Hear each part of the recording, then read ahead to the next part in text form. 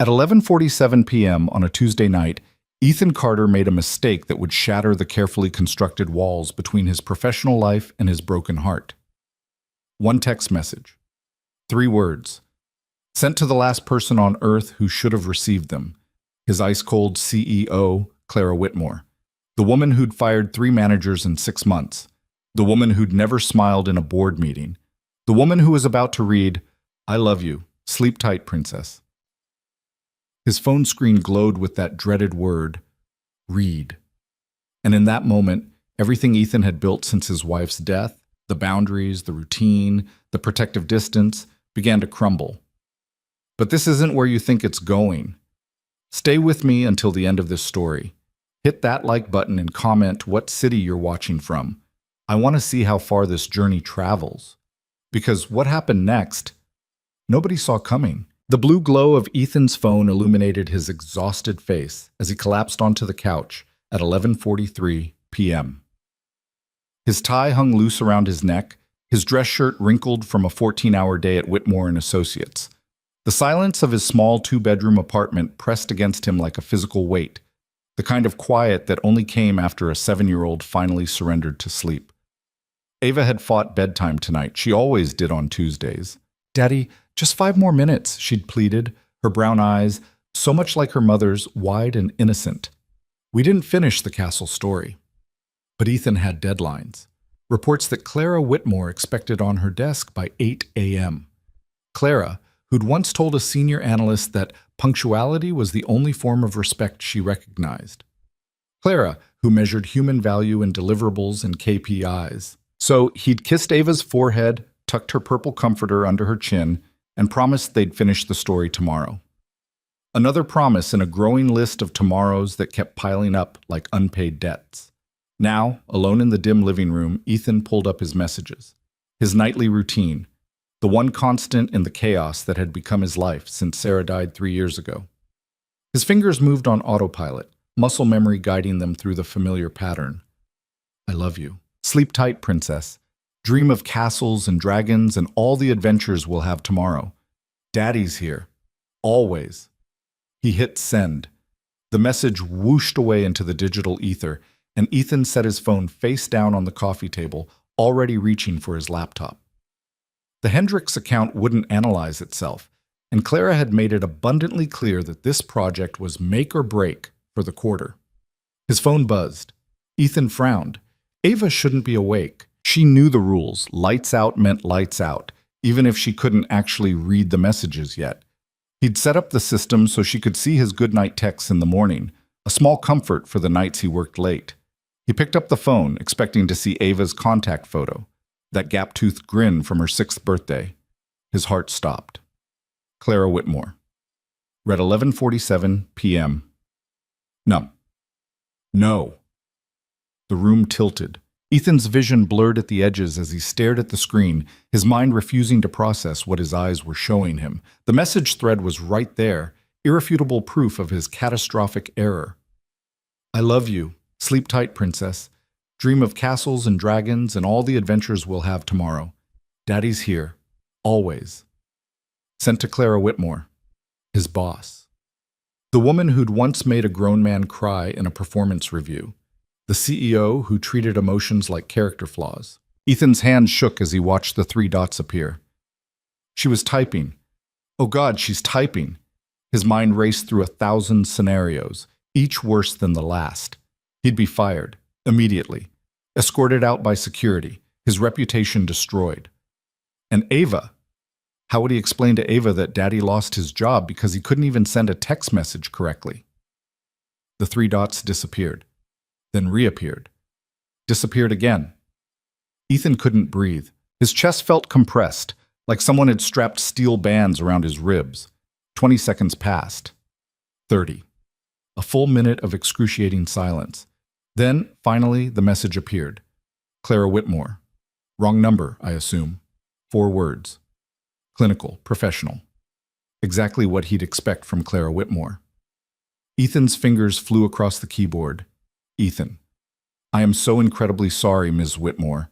That message was intended for my daughter. Completely inappropriate. It won't happen again. Clara Whitmore. It's late. Get some rest. See you tomorrow. That was it. No lecture, no threat, just dismissal. Ethan stared at the screen until it went dark, his reflection ghostly in the black glass. He should feel relieved. She'd let it go. Professional, clean, forgotten by morning. So why did his stomach still feel like a black hole? Because he knew Clara Whitmore, knew her reputation. The woman didn't forget anything. She collected information like some people collected stamps, storing away every detail, every weakness, every vulnerability. And he just handed her the biggest one of all. Morning came too fast and too bright. Ethan stood in his bathroom at 6:15 a.m., electric razor buzzing against his jaw, watching his reflection with hollow eyes. He hadn't slept. Every time he'd closed his eyes, he'd seen that message thread, those words that were meant to be sacred, his private ritual with Ava, now contaminated by professional humiliation. "Daddy?" Ava's sleepy voice drifted through the door. "Can I have the strawberry Pop-Tarts?" "Toast and peanut butter, sweetheart," Ethan called back, forcing normalcy into his voice. "You had Pop-Tarts yesterday." "But, Daddy—" "Ava." He didn't have the energy for negotiations. Not today. A pause. Then, softly, "Okay." Guilt twisted in his chest. He finished shaving, splashed cold water on his face, and found Ava sitting at their small kitchen table, her legs swinging beneath the chair, not quite reaching the floor. She'd put on her school uniform herself, navy jumper slightly crooked, white collar askew. "Come here, princess." Ethan knelt, straightening her collar, smoothing down her dark hair. Sarah's hair. "You look beautiful." "Are you sad?" Ava asked, studying his face with that unnerving perception that 7-year-olds sometimes possessed. "Just tired, baby. Work stuff." He kissed her forehead. "Nothing for you to worry about." Mom used to say that worrying was like rocking in a rocking chair. It gives you something to do but doesn't get you anywhere. Ethan's breath caught. Sarah had said that. Usually while he paced the apartment, stressed about bills or deadlines or the 1,000 small catastrophes of daily life. "Mom was very smart," he whispered. "I know." Ava took a deliberate bite of toast. "That's why she married you." Despite everything, Ethan smiled. "Eat your breakfast. We leave in 20 minutes. The drive to Meadowbrook Elementary was a blur of NPR news, and Ava's chatter about a substitute teacher and a spelling test and something complicated involving trading cards at recess. Ethan made appropriate noises, but his mind was already at the office, running through speeches he'd never give, apologies he'd never voice. "Daddy, you're not listening." "What?" "Sorry, sweetheart. What did you say?" Ava sighed with the exasperation of someone much older. "I said, Mrs. Patterson asked if you could volunteer for Career Day next month. She wants parents to talk about their jobs." "Oh, I'll think about it." "That means no." "Ava, it's okay." She unbuckled her seatbelt as he pulled into the drop-off lane. "Billy's mom is bringing her police uniform anyway. That's cooler than accounting." "Financial analysis," Ethan corrected automatically. "Same thing." She grabbed her backpack, then turned back, throwing her arms around his neck. "Love you, Daddy. Don't let the dragons get you." It was part of their goodbye routine. He was supposed to say, "Never, princess. I'm the bravest knight in the kingdom." Instead, he just held her tight, breathing in the strawberry scent of her shampoo, and whispered, "Love you more than the stars." She pulled back, concerned. "Daddy." "Go. You'll be late." He watched her run toward the building, backpack bouncing, until she disappeared through the blue double doors. Then he sat there for a long moment, hands gripping the steering wheel, before he finally put the car in drive and headed toward what might be the worst day of his professional life. Whitmore and Associates occupied floors 32 through 35 of the glass and steel monolith downtown. Ethan's cubicle was on 33, nestled among rows of identical workspaces where analysts hunched over spreadsheets, their lives measured in quarterly projections and market share percentages. Clara Whitmore's office was on 35. Ethan hadn't been up there in 6 months, not since the last all-hands meeting where Clara had announced a major client acquisition and warned that performance standards would be elevated accordingly. 2 people had quit the next week. He rode the elevator to 33 with his badge pressed against his chest like a shield, surrounded by coworkers who discussed weekend plans and sports scores. Normal people with normal lives who hadn't torpedoed their careers with a wayward text message. His desk looked exactly as he'd left it. Organized chaos of reports, sticky notes, a framed photo of Ava from last Christmas, her front teeth missing, wearing reindeer antlers. Ethan set down his messenger bag and booted up his computer, praying for a normal day. Just 8 hours of spreadsheets and projections and... Ethan Carter? He looked up. A woman in a crisp gray suit stood beside his cubicle, holding a tablet. He recognized her. Jennifer something, one of Clara's executive assistants. The one who always looked vaguely stressed. Yes? Ms. Whitmore would like to see you in her office. The world narrowed to a pinpoint. When? Now. Around him, subtle silence fell. Coworkers pretended to work while their ears practically pivoted in his direction. Being summoned to Clara's office was never good. Being summoned first thing in the morning was catastrophic. Of course, Ethan heard himself say. Let me just... Now, Mr. Carter. He stood, legs mechanically carrying him toward the elevator. Jennifer walked beside him, her heels clicking efficient rhythm against tile.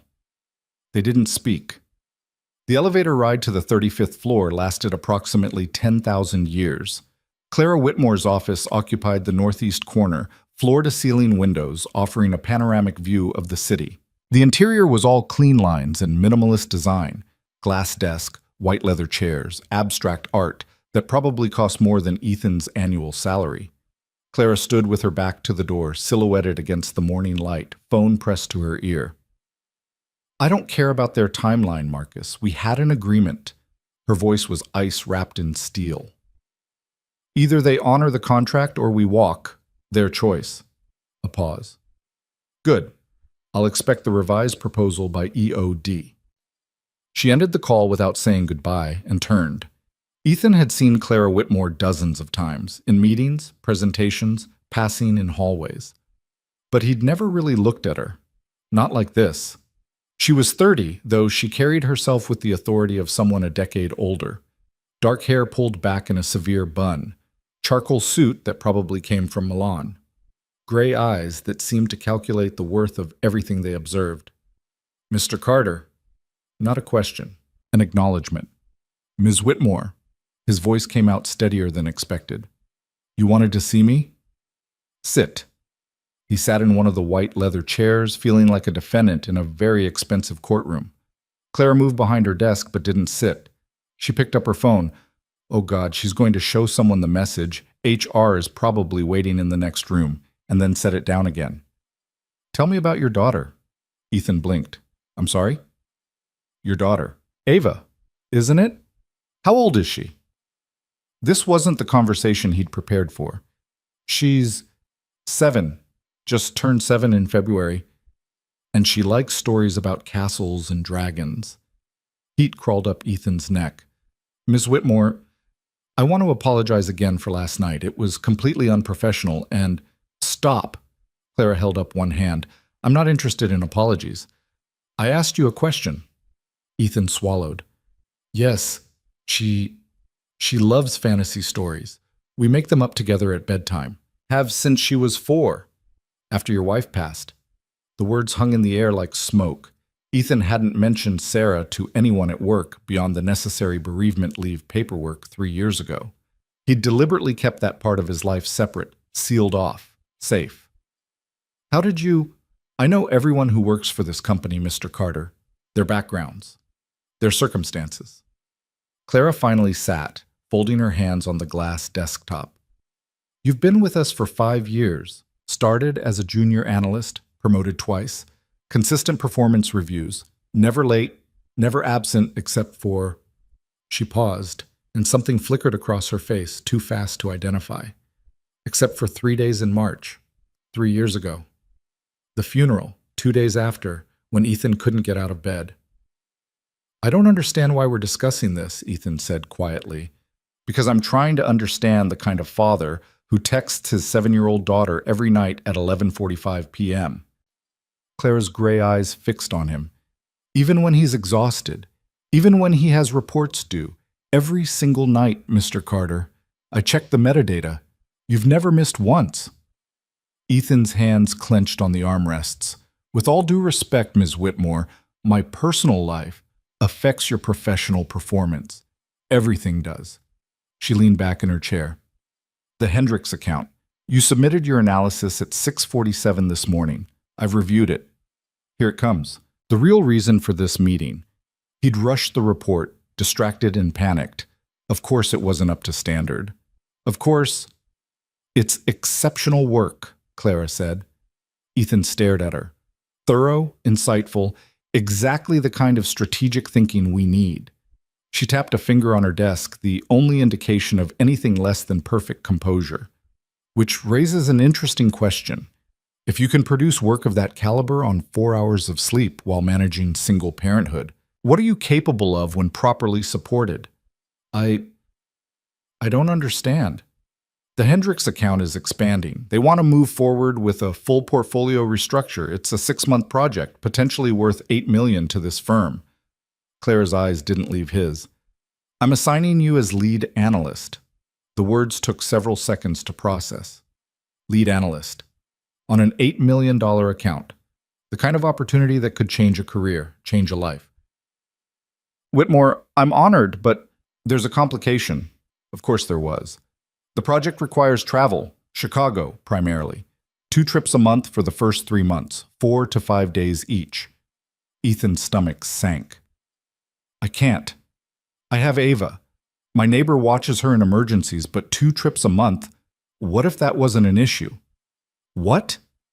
Clara opened her desk drawer and pulled out a folder. I've been reviewing our company policies. We have excellent benefits, competitive salaries, standard PTO. But we have nothing to support employees with children. No flexible work arrangements, no childcare assistance, no accommodation for single parents. She slid the folder across the desk. Ethan opened it, scanning pages of policy proposals, amendments to the employee handbook, budget allocations. I don't understand, he repeated. Then I'll be clearer. Clara stood, moving to the window. The morning light caught her profile, softening the severe lines. You're not the only parent in this company, Mr. Carter, but you might be the only one who texts his daughter every night no matter what. Who's never late to a morning meeting because he prioritizes morning drop-off. Who turns down after-work drinks because bedtime stories matter more than networking. She turned back to face him. You're either incredibly dedicated or incredibly stupid. I haven't decided which. But that dedication, that discipline, it's exactly what this project needs. So I'm removing the obstacles. Ethan looked down at the proposals. Emergency childcare services, work-from-home options, travel support for single parents. This is because of last night, he said slowly, because I sent you that message. That message was a mistake. But mistakes reveal truth, Mr. Carter. And the truth is this company has been failing employees like you. I don't accept failure. Clara returned to her desk, her manner shifting back to pure business. The first Chicago trip is in 2 weeks. My assistant will coordinate logistics. In the meantime, I need you to form a team, 2 junior analysts, your choice. Have the preliminary framework ready for review by Friday. Ms. Whitmore, was there something else? Ethan stood, still holding the folder. Why are you doing this? For a moment, Clara's professional mask slipped. Just a fraction. Just enough. Because your daughter deserves a father who doesn't have to choose between her bedtime story and his career, she said quietly. And because someone has to fix a broken system. It might as well be me. She picked up her phone, already moving on to the next call, the next crisis, the next decision. Dismissed. Ethan walked to the door in a daze. His hand was on the handle when Clara spoke again. Mr. Carter? He turned. The Castle and Dragon stories. Do they have happy endings? It was such an unexpected question that Ethan answered without thinking. Always. Ava doesn't like sad endings. Something crossed Clara's face, an emotion too complex to name. Smart girl. Dismissed. The next 2 weeks passed in a blur of controlled chaos. Ethan assembled his team, Marcus Chen, a sharp analyst fresh out of Northwestern, and Sarah Patel, a number savant who could spot trends in data like some people spotted constellations. Together, they built the framework for the Hendricks restructure, long days fueled by coffee and the electric energy of a project that could define careers. But it wasn't just the work that changed. The company rolled out the new policies, quietly at first. An email from HR about expanded support services, a memo about flexible arrangements. Within days, Ethan noticed the difference. Kelly from accounting leaving at 4 to pick up her kids without apologetic excuses. James in marketing taking a video call from home when his son had a doctor's appointment. Small changes, seismic shifts. And through it all, Clara Whitmore remained a distant presence. Ethan saw her occasionally, in the elevator, at the quarterly review meeting, once in the parking garage when she was getting into a black Mercedes that probably cost more than his apartment. She never acknowledged him beyond professional courtesy. Yet every night at 11:45 p.m., when Ethan sent his message to Ava, he thought about that conversation in Clara's office. About a woman who'd looked at a mistake and seen an opportunity, who'd turned vulnerability into change. He should feel grateful. He did feel grateful. But there was something else, something uncomfortable lurking beneath the gratitude. A question that kept surfacing during late-night report writing and early morning coffee. Who texts their CEO at midnight to say work-life balance policies are inadequate? Who has that kind of power and chooses to use it for an employee they barely know? Who is Clara Whitmore when she's not being the untouchable CEO? The night before the Chicago trip, Ethan couldn't sleep. He lay in bed staring at the ceiling, listening to the ambient noise of the city through his window.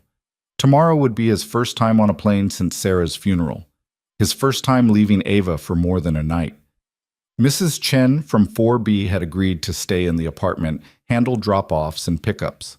Ava had taken the news with surprising maturity. "It's for work, Daddy."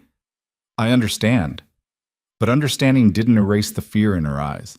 The same fear that had lived there for months after Sarah died, when Ava would wake up screaming, certain that Daddy had disappeared too.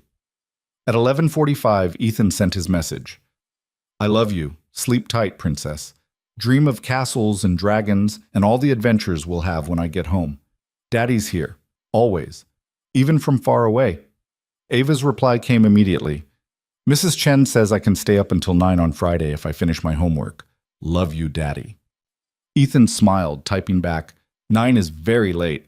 You must have done something very impressive." "I drew her a picture of her cat." She cried. "You have a very big heart, princess. Mom said I got it from you." Ethan stared at those words until they blurred. Then he set his phone down, rolled over, and finally fell into restless sleep. O'Hare International Airport was controlled chaos. Businessmen in suits, families herding children, the constant drone of announcements and rumbling luggage wheels. Ethan stood in the security line, checking his phone for the 5th time.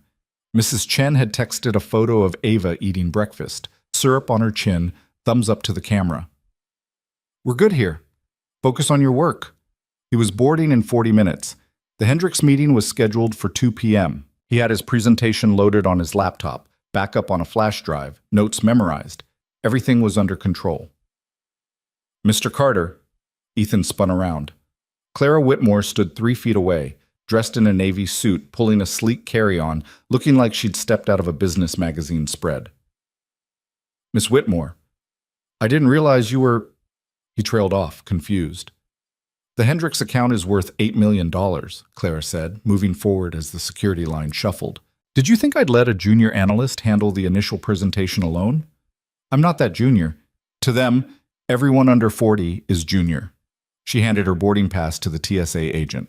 "I'll be observing, potentially contributing if necessary. Your presentation, your lead, I'm simply insurance."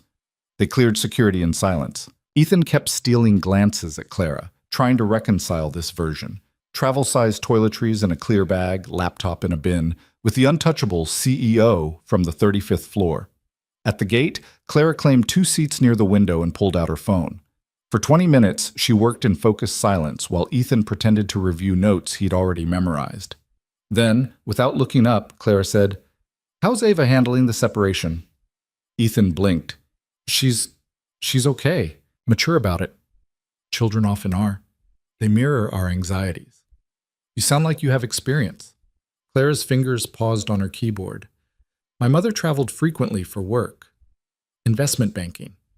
I learned early that mommy has a meeting meant days, not hours. That must have been hard. It was practical. Clara's tone was neutral, clinical. She was building a career in a male-dominated field. Sacrifices were necessary. What about your father? What about him? The frost in those 3 words was answer enough. Ethan dropped the subject. They boarded 20 minutes later, settling into business class seats that had more leg room than Ethan's entire cubicle. As the plane taxied, Clara opened her laptop, reviewing the Hendricks file with laser focus. Ethan tried to relax, failed. His phone was in airplane mode, messages from Ava frozen in time. For the next 3 hours, he'd be unreachable, unavailable. The thought made his chest tight. First time away from her? Clara asked, not looking up from her screen. Since Sarah died, yes. The guilt will fade. Does it? Now Clara did look at him. No, but you learn to function despite it. That's what parenting is, isn't it? Constant low-level guilt occasionally spiking to existential terror. Ethan laughed, surprised, genuine. That's the most accurate description I've ever heard. My therapist's words, not mine. Clara returned to her laptop. I pay her a lot of money to explain basic human emotions. The plane lifted off, Chicago falling away beneath them. Ethan watched the city shrink, then disappear into clouds. Can I ask you something? He kept his voice low, conscious of the businessman 1 row up. Why did you really implement those policies? The childcare support, the flexibility options? Clara was quiet for a long moment. Do you want the professional answer or the honest one? Is there a difference? Always. She closed her laptop. Professionally, it makes business sense. Employee retention, productivity, competitive recruitment advantage. The ROI is clear. And honestly? Clara's gray eyes held his. Honestly? I'm tired of watching talented people destroy themselves trying to be in 2 places at once. I'm tired of a system that punishes people for having lives outside these offices. And I'm very, very tired of being the kind of CEO who values profits over people and calls it business. The raw honesty of it left Ethan momentarily speechless. Your message that night, Clara continued, it wasn't the content that mattered. It was the timestamp, 11:45 p.m., and you were still thinking about her, still making sure she knew she was loved, even in sleep. That's not weakness, Mr. Carter. That's strength. The kind this company should be protecting, not exploiting. I don't know what to say. Don't say anything. Just do exceptional work on this project. Prove that supporting employees doesn't diminish returns. It amplifies them. Clara opened her laptop again. Now, let's review the Hendricks projections one more time. Harold Hendricks is a numbers man. If we're off by even half a percentage point, he'll eviscerate us. They spent the rest of the flight immersed in data, projections, market analysis. And if Ethan noticed that Clara seemed more human at 30,000 feet than she'd ever been on solid ground, he kept that observation to himself. And Sam, the Hendricks presentation was brutal. Harold Hendricks, 62, silver-haired, with eyes like a calculator, dissected every projection, challenged every assumption, questioned every strategic choice. His CFO was worse, a woman named Patricia who seemed personally offended by the concept of optimism. But Ethan held his ground. Every question, he had data. Every challenge, he had precedent. And when Harold leaned back in his leather chair and said, "So you're telling me I should trust a 32-year-old analyst to restructure my life's work?" Ethan didn't flinch. "No, Mr. Hendricks. I'm telling you the data supports a strategic pivot that will increase your portfolio's resilience against market volatility while positioning you for growth in emerging sectors. Whether you trust me is irrelevant. Trust the numbers." Silence. Then Harold Hendricks laughed, a sharp, barking sound. "Clara, where did you find this one?" Clara, who'd sat silent throughout the presentation, smiled. Persistent recruiting. "I like him. He's got spine." Harold stood, extending his hand. "We'll move forward. Contracts by end of week." They sealed the deal over handshakes and small talk about Chicago weather. 20 minutes later, Ethan and Clara stood on Michigan Avenue, the setting sun painting the buildings gold. "You did well," Clara said. "I didn't screw up completely, you mean?" "I don't traffic in false modesty, Mr. Carter. You were excellent. Own it." They walked toward the hotel, The Palmer House Hilton, a historic building with elaborate architecture and probably thread counts higher than Ethan's credit limit. At the entrance, Clara paused. Dinner, 8 o'clock. There's a restaurant on the 7th floor. We should discuss next steps while the presentation is fresh. It wasn't a question. Of course, Ethan said. In his room, elegant, expensive, too quiet, Ethan checked his phone. 6 messages from Mrs. Chen, each with a photo. Ava doing homework, Ava eating dinner, Ava in pajamas waving at the camera. He video called immediately. Ava's face filled the screen, gap-toothed grin bright enough to hurt. Daddy, Mrs. Chen made dumplings. Did she? Were they good? So good. And I finished all my spelling words. And tomorrow is library day, and Mrs. Patterson said, I can check out 2 books instead of 1 because I wrote a good story about a dragon who is afraid of heights. A dragon afraid of heights? That's a tough dragon. That's what makes it interesting, Daddy. If the dragon wasn't scared, there'd be no story. Ethan smiled. You're very wise, Princess. I know. Ava leaned closer to the camera. Is the hotel fancy? Very fancy. There's a chandelier in the lobby, bigger than our apartment. Wow! Her eyes went wide, then quieter. When are you coming home? Day after tomorrow, Friday morning. That's forever. I know it feels like that, but time moves fast when you're busy, and you've got school and library day and Mrs. Chen's dumplings. And our story, Ava insisted. We have to finish the castle story. We will, I promise, as soon as I get home. They talked for another 10 minutes, about nothing, about everything, until Ava's yawns outnumbered her words. Love you, Princess, Ethan whispered. Sleep tight, dream of brave dragons and tall castles. Love you more than the stars, Daddy. The screen went dark. Ethan sat on the edge of the hotel bed, in a room that cost more per night than his weekly grocery budget, and felt the familiar ache of absence settle into his chest. This was the trade-off. Success for proximity. Career advancement for bedtime stories.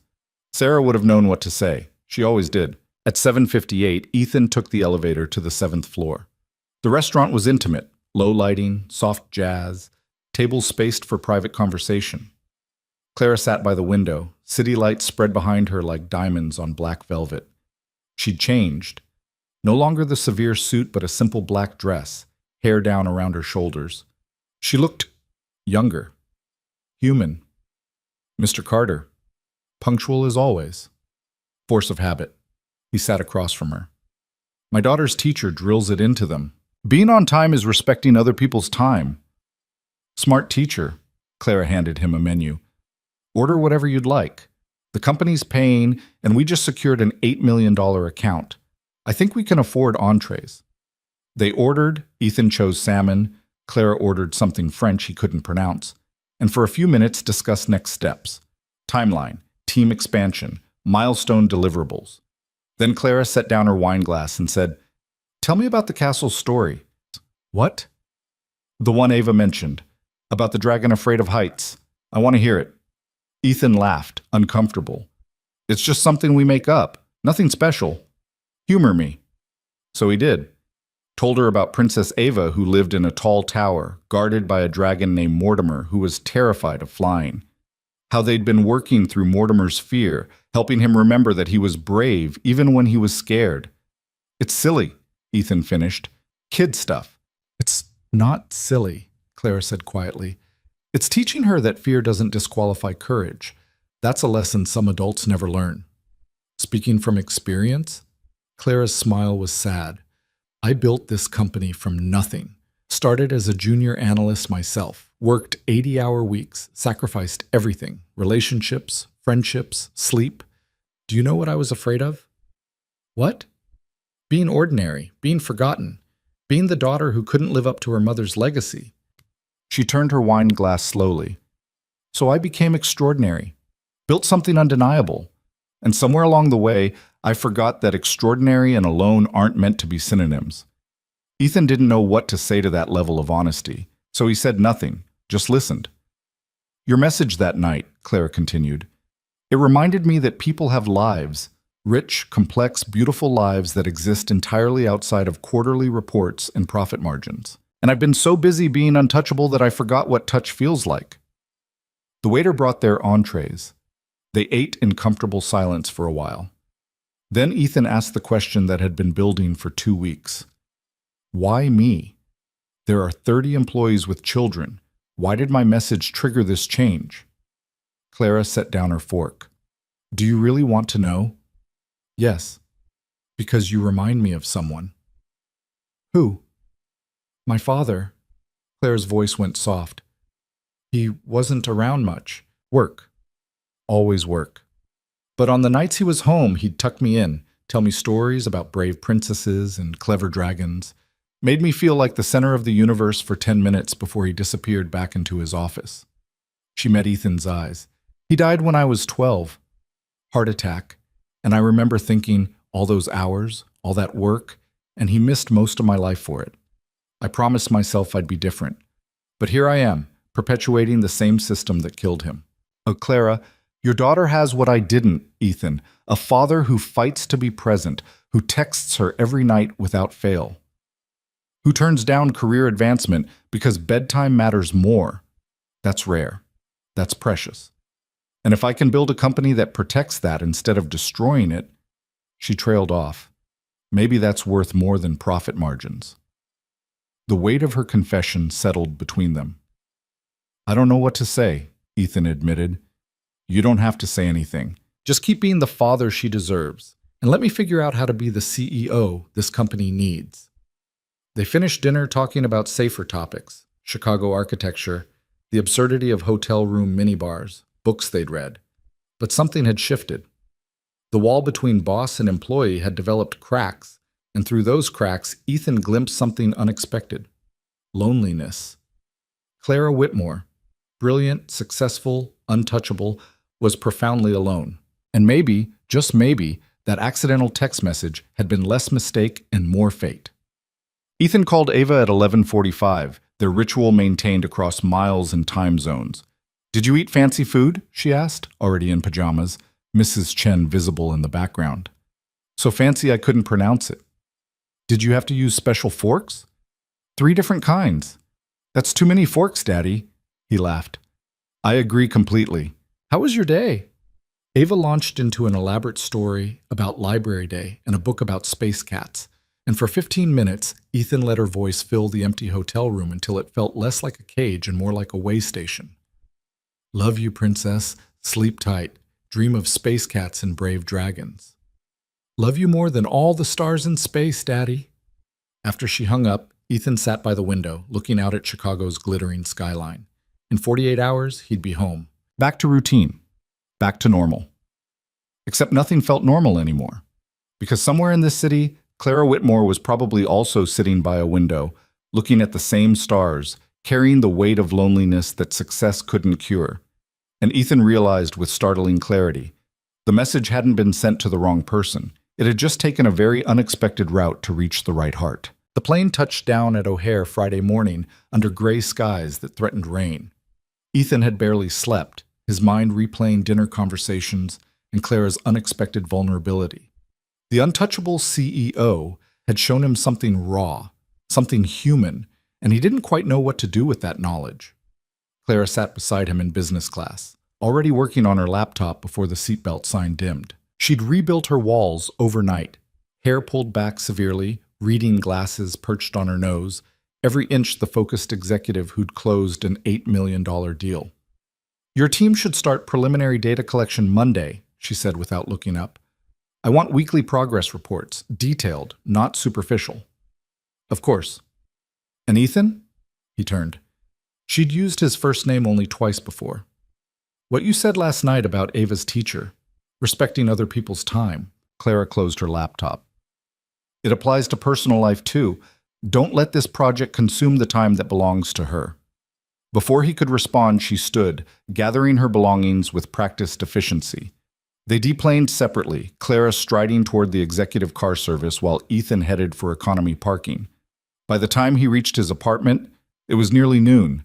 He found Mrs. Chen folding laundry in his living room, a Korean drama playing softly on the television. Mr. Carter, How was Chicago?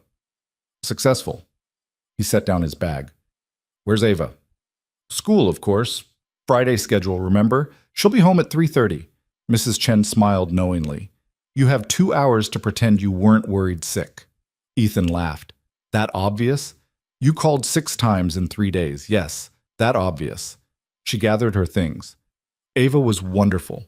Homework done, teeth brushed, only one nightmare. His chest tightened. Nightmare? Wednesday night. She dreamed you couldn't find your way home. I sat with her until she fell back asleep. Mrs. Chen touched his arm gently.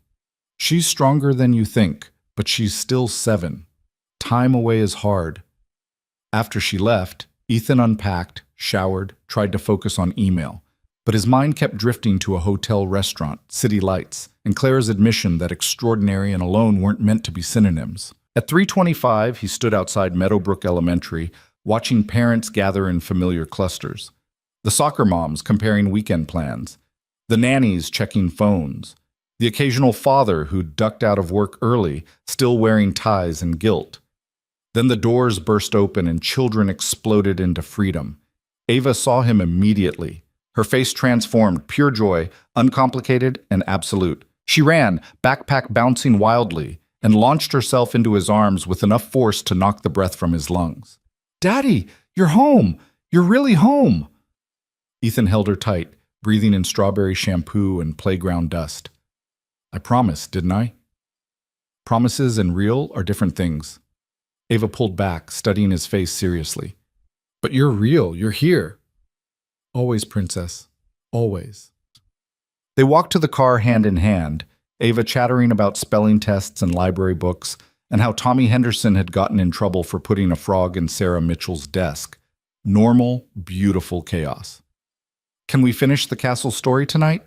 Ava asked as Ethan buckled her seatbelt. Absolutely, but first, ice cream. I think we've earned it. We. I had to eat fancy food with too many forks. That's very traumatic.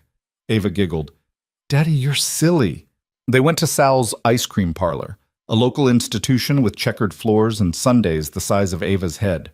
She ordered mint chocolate chip in a waffle cone, managing to get ice cream on her nose within 30 seconds. So the Dragon Mortimer is still scared of heights, Ethan prompted, wiping her face with a napkin. Yes, but Princess Ava has a plan. Ava licked her cone thoughtfully. She's going to climb to the very top of the tower and show Mortimer that being up high isn't scary if someone brave is with you. That's very wise. I know. Mrs. Patterson said my story showed emotional intelligence. She pronounced the words carefully, proud. That means I understand feelings.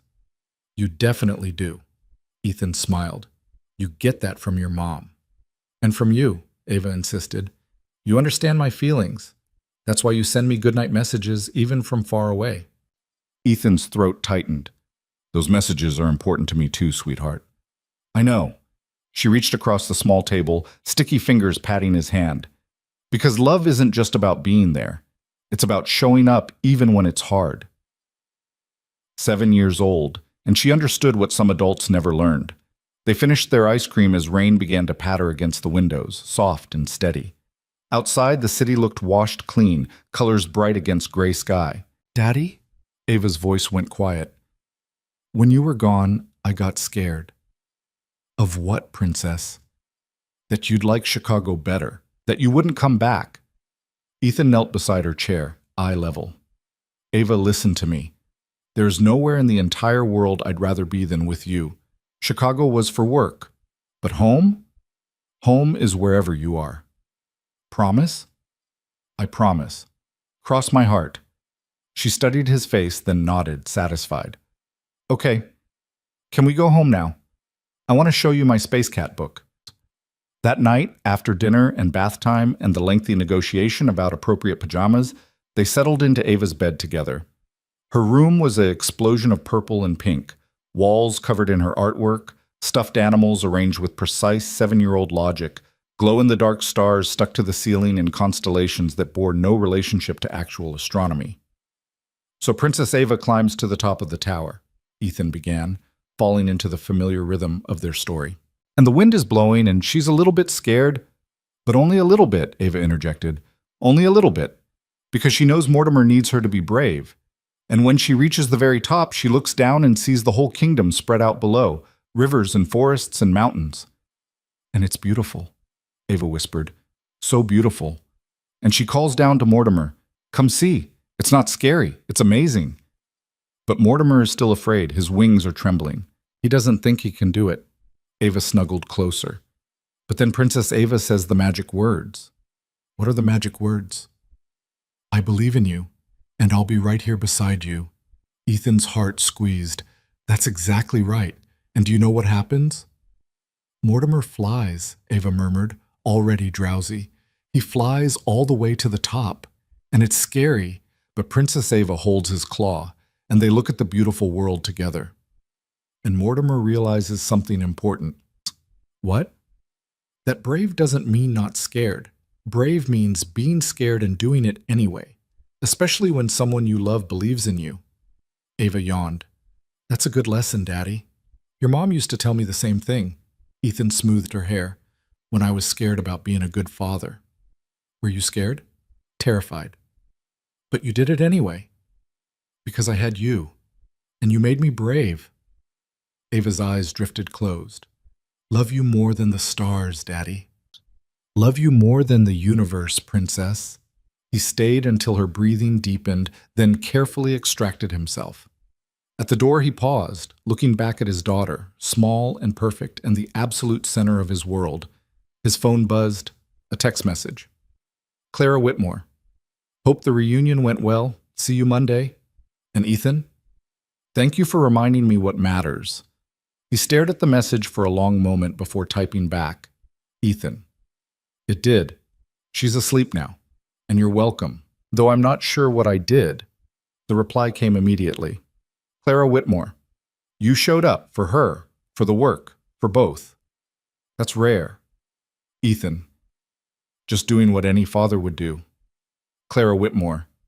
You'd be surprised how uncommon any father really is. Sleep well. Ethan set his phone down, unsettled. The Clara from Chicago, vulnerable, honest, lonely, felt more real than the CEO from the 35th floor. But which version was true? Or were they both real, just different facets of the same complicated person? He didn't have answers. So he did what he always did when the world felt too complex. He sent his 11:45 message even though Ava was already asleep because the ritual mattered more than the response. I love you. Sleep tight, princess. Dream of dragons who learn to fly and princesses who taught them courage. Daddy's here. Always. Then he collapsed into his own bed and slept dreamlessly until morning. Monday morning arrived with the particular dread that only Mondays could muster. Ethan dropped Ava at school, fielded 3 phone calls from Marcus about data collection protocols, and arrived at his desk to find a physical memo waiting. Conference room B, 10 a.m. Hendrix Project Kickoff. C. W. Clara's handwriting was precise, angular, utterly without flourish. At 9:58, Ethan gathered his notes and headed to Conference Room B, a glass-walled space on the 33rd floor usually reserved for client meetings. Marcus and Sarah were already there, looking nervous. Clara stood at the head of the table, projector ready, dressed in charcoal gray that matched her eyes. Good, everyone's punctual, she gestured to the empty chairs. Sit. We have a lot to cover. For the next 90 minutes, Clara laid out the project with military precision. Timeline, deliverables, communication protocols, each team member's specific responsibilities. She was brilliant, exacting, and utterly impersonal. The CEO was back. The woman from Chicago had vanished. Questions? Clara asked, scanning the room. Sarah raised her hand tentatively. The data sets from Hendrix. Some of the historical files are incomplete. How do you want us to handle gaps? Flag them, document assumptions, note confidence levels. Clara's tone allowed no ambiguity. We're building projections, not guesses. Intellectual honesty matters more than optimistic numbers. And the Chicago trips? Marcus asked. The schedule has 6 planned over 3 months. That's necessary, Clara interrupted. Hendrix wants FaceTime. He's old school. If that's a problem for anyone, speak now. Silence. Clara's eyes found Ethan's. Mr. Carter, you'll lead the first 3 trips.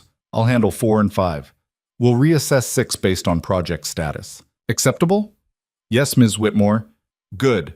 Dismissed. Ethan, stay behind. Marcus and Sarah gathered their things quickly, exchanging glances Ethan pretended not to see. When the door closed, Clara's posture shifted, not dramatically, but enough to notice. The CEO softened at the edges. "How was your weekend?" she asked. "Good." Ava appreciated the reunion. "I'm sure." Clara moved to the window, looking out at the city.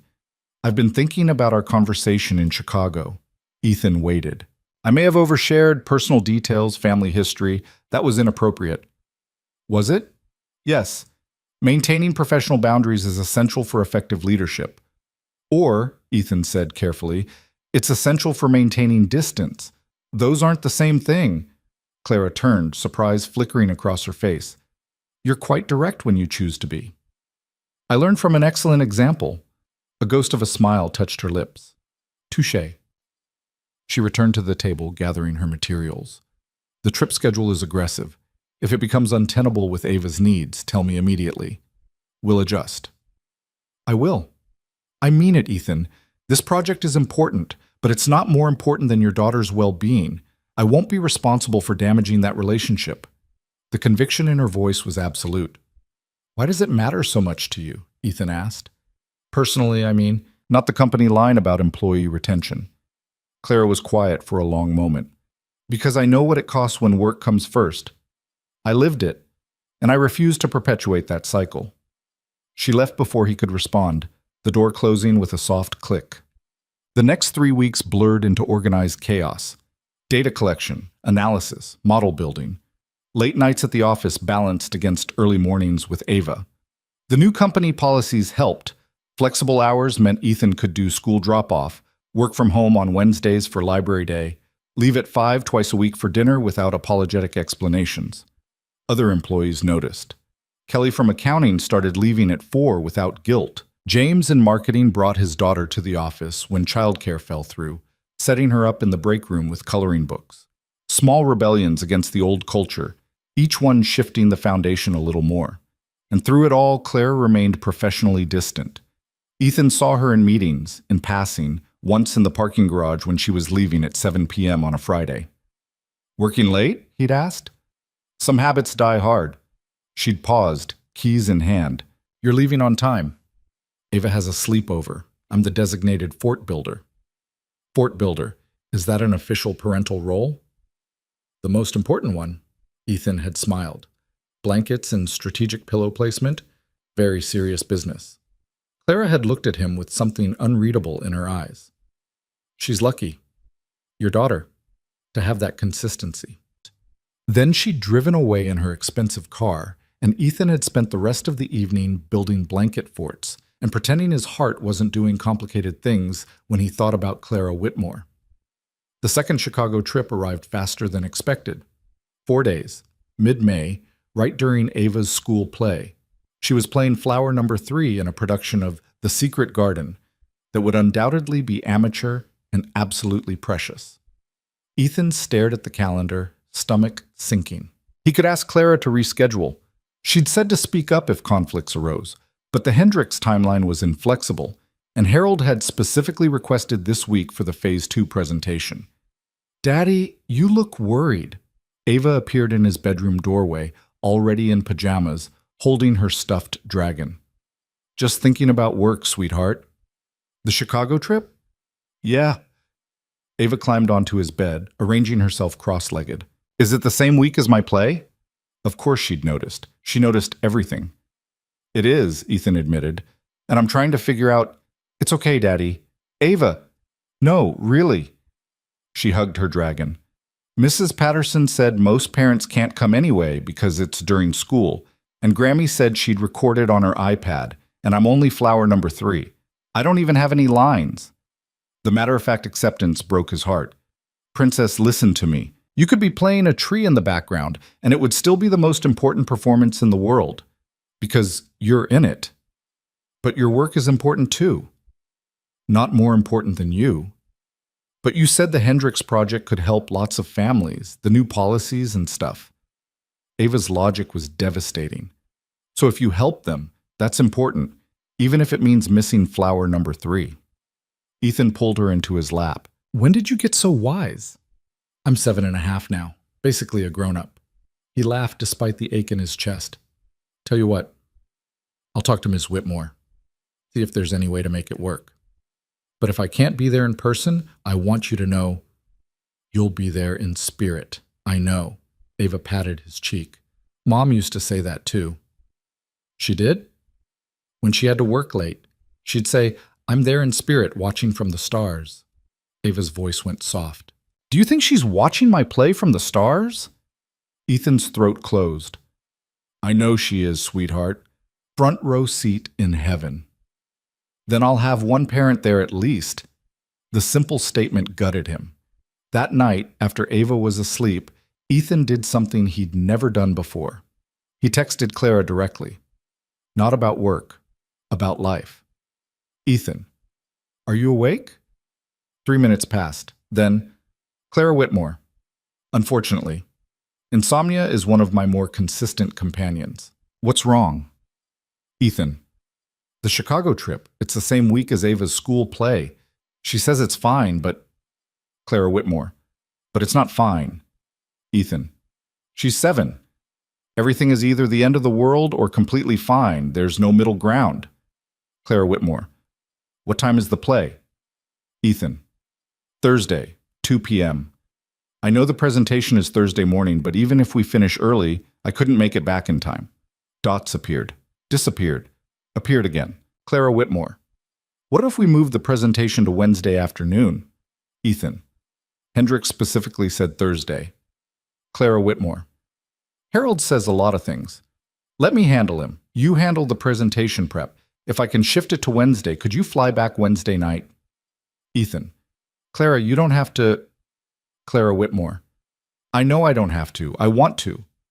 Send me the play details. And Ethan, stop sacrificing yourself on the altar of professional obligation. That's an order. Ethan stared at his phone, something warm and complicated expanding in his chest. Ethan, thank you. This means everything. Clara Whitmore. I know. That's why it matters now. Get some sleep. You'll need it for flower watching. Ethan. Flower number 3, specifically. Clara Whitmore. The most important flower. Ethan. Exactly. He set his phone down, smiling in the darkness of his bedroom, and realized with startling clarity that Clara Whitmore wasn't just changing company policy. She was changing his life. And maybe, just maybe, he was changing hers too.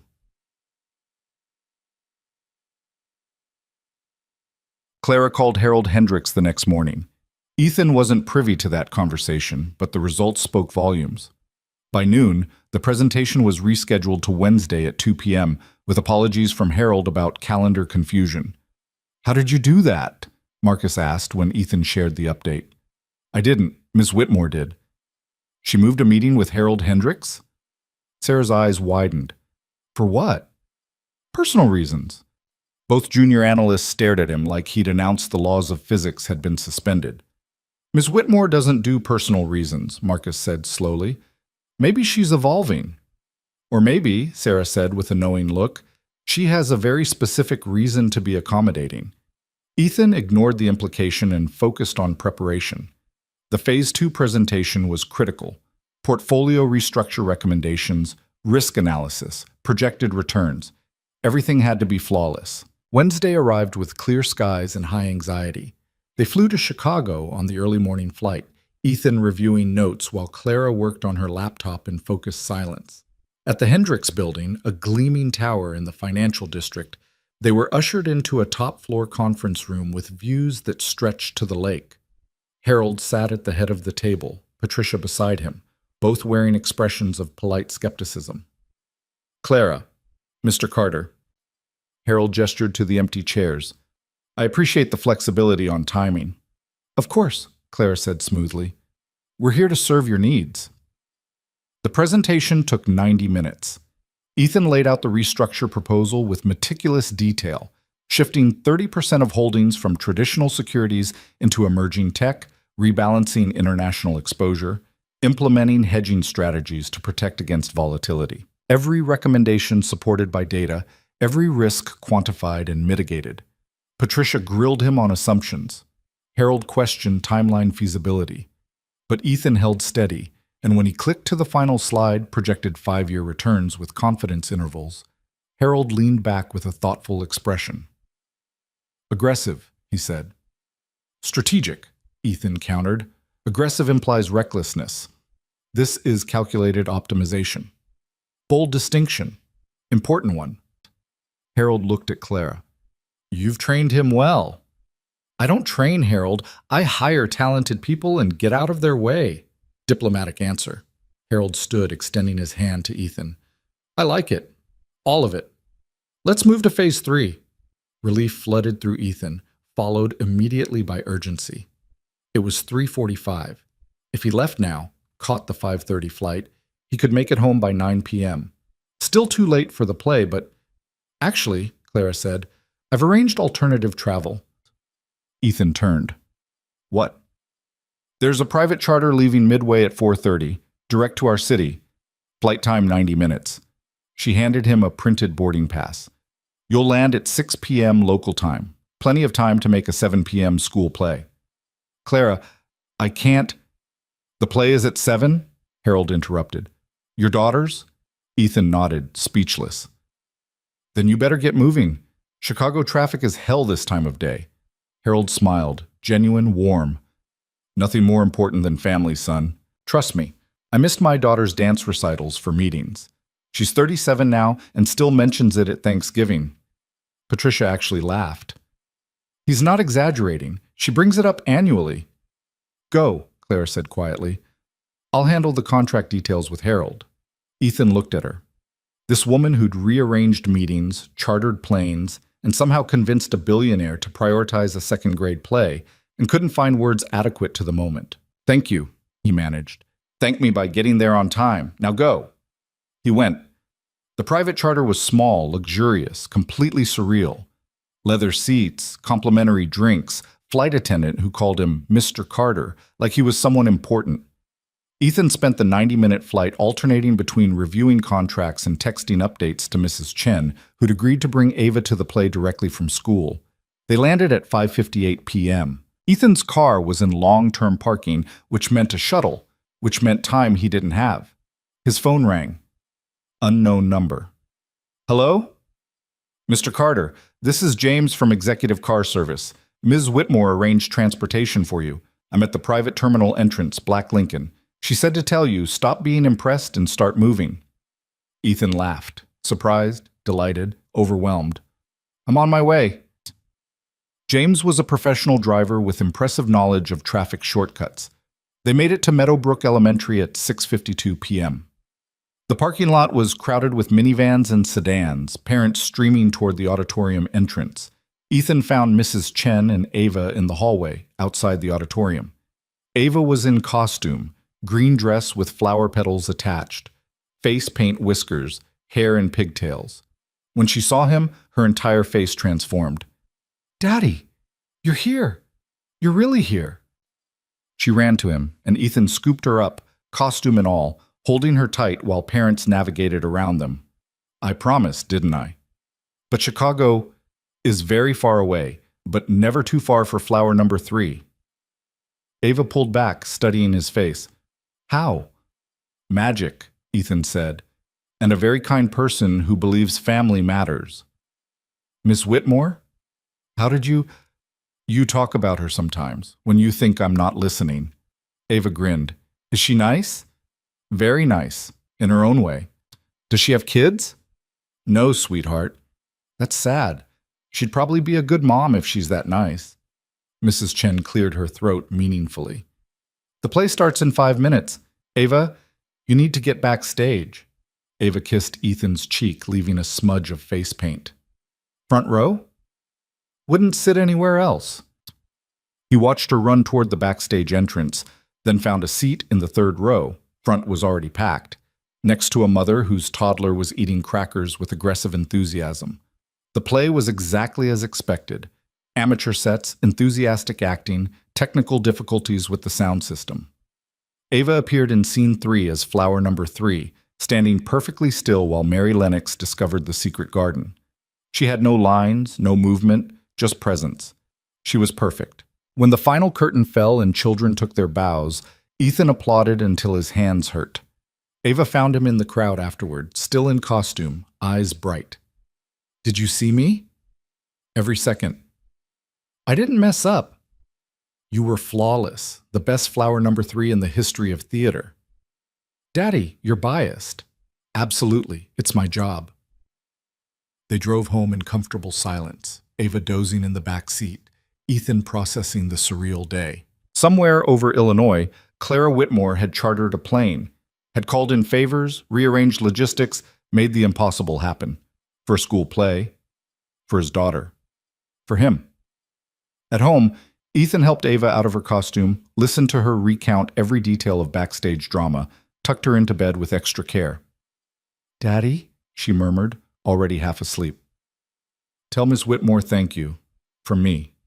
"I will, Princess. And Daddy, I'm glad you have nice people at work. Mom would like that." His heart squeezed. "You think so?" "I know so. She used to say the right people show up when you need them most. Ms. Whitmore showed up." "She did. Then she's the right people." After Ava fell asleep, Ethan sat on his couch with his phone, staring at Clara's contact. It was nearly midnight. She was probably asleep. This could wait until morning. He called anyway. She answered on the second ring, voice alert despite the hour. "Did you make it?" "Front row. Well, third row, but I made it." "And?"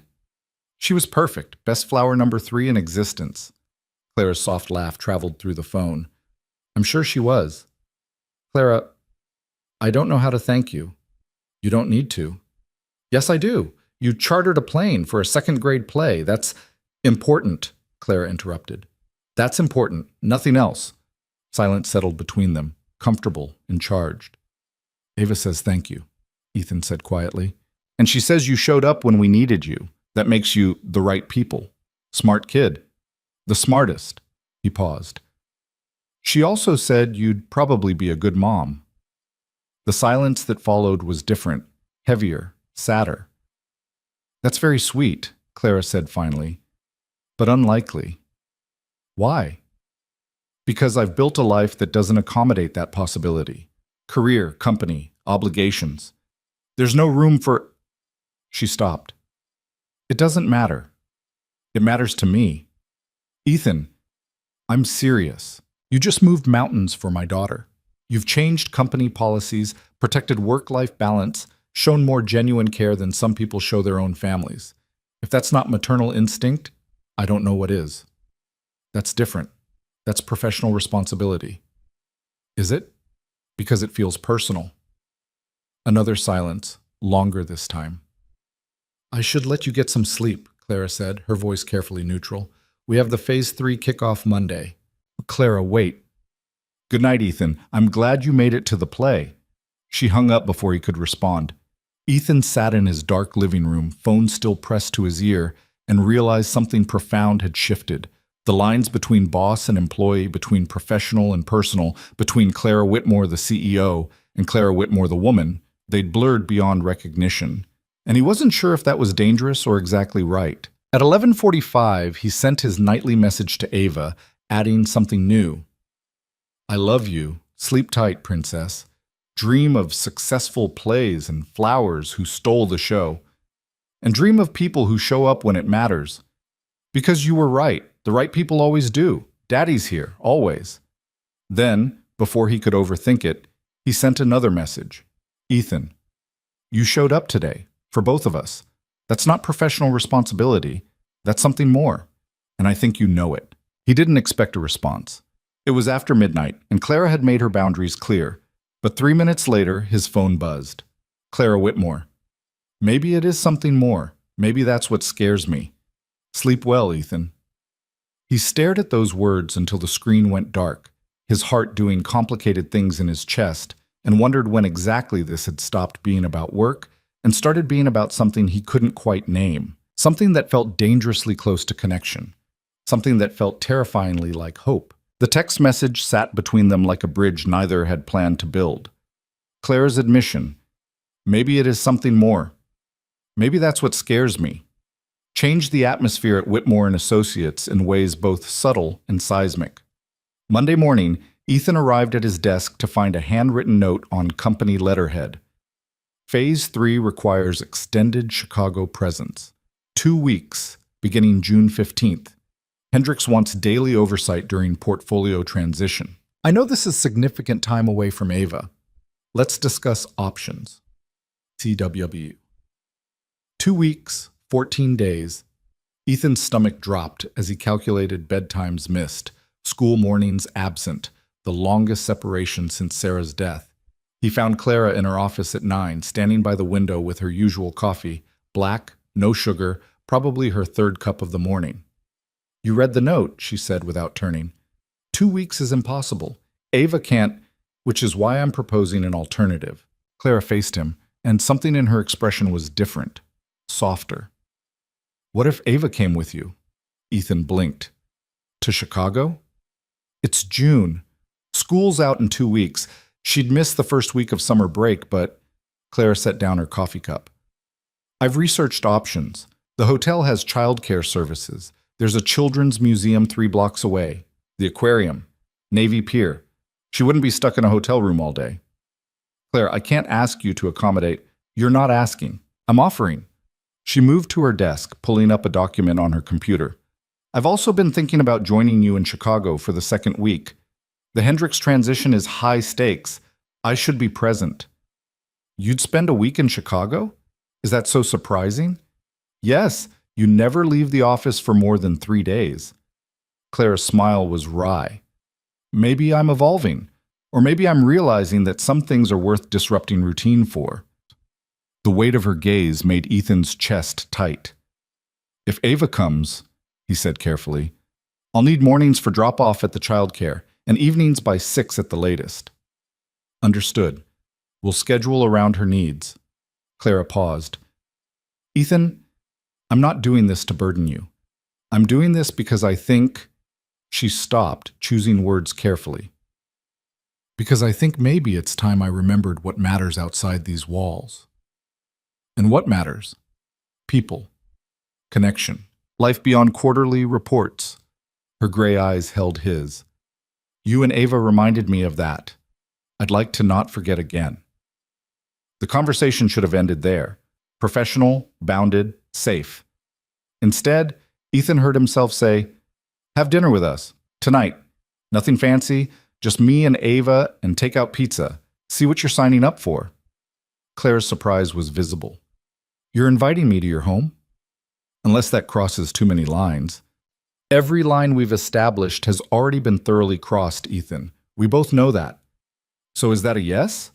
She smiled, genuine, unguarded. Yes. Text me your address. What time? 6:30. And Clara? Ava asks a lot of questions. I'd be disappointed if she didn't. That evening, Ethan cleaned his apartment with frantic energy, vacuumed, straightened, hid the pile of unfolded laundry. Ava watched from the couch, amused. Daddy, why are you nervous? I'm not nervous. You cleaned under the couch cushions. You never do that. Ms. Whitmore is my boss. I want to make a good impression. But she already likes you. She chartered you a plane. That's different.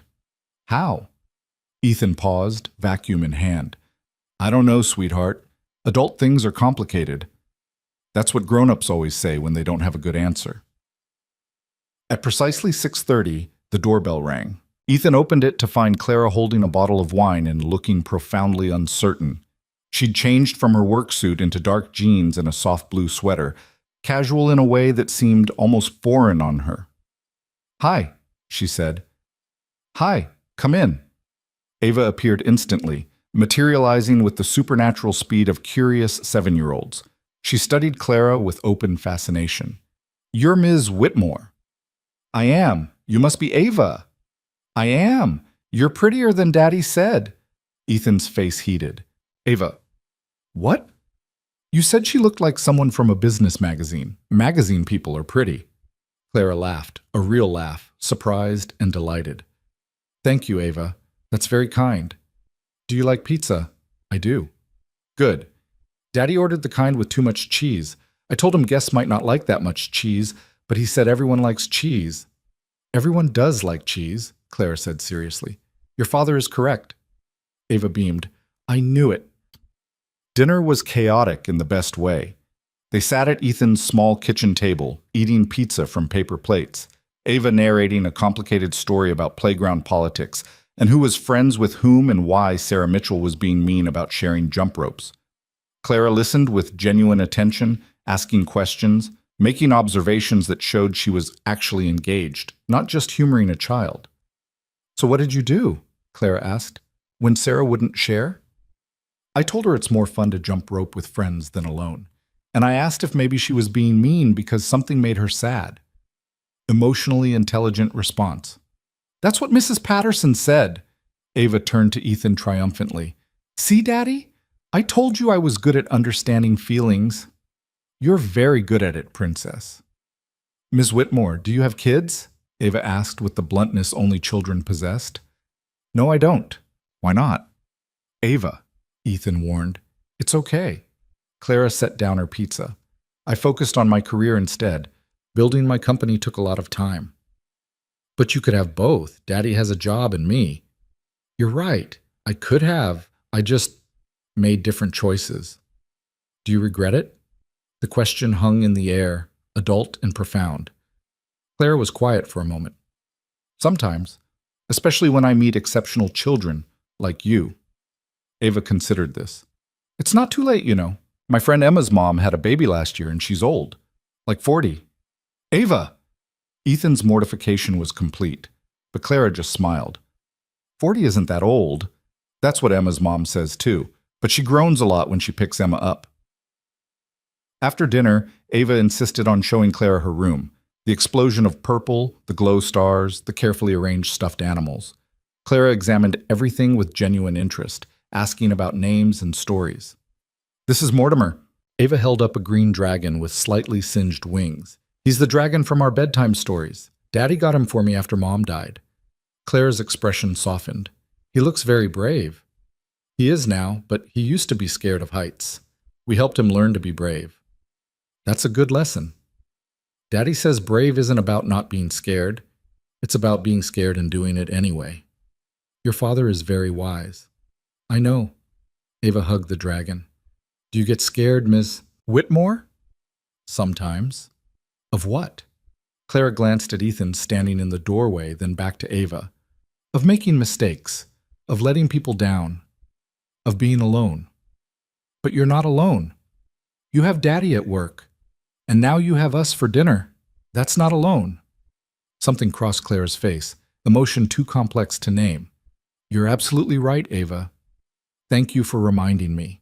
Downstairs, after Ava reluctantly agreed to brush her teeth and get ready for bed, Clara and Ethan stood in the small living room. The wine sat untouched on the counter.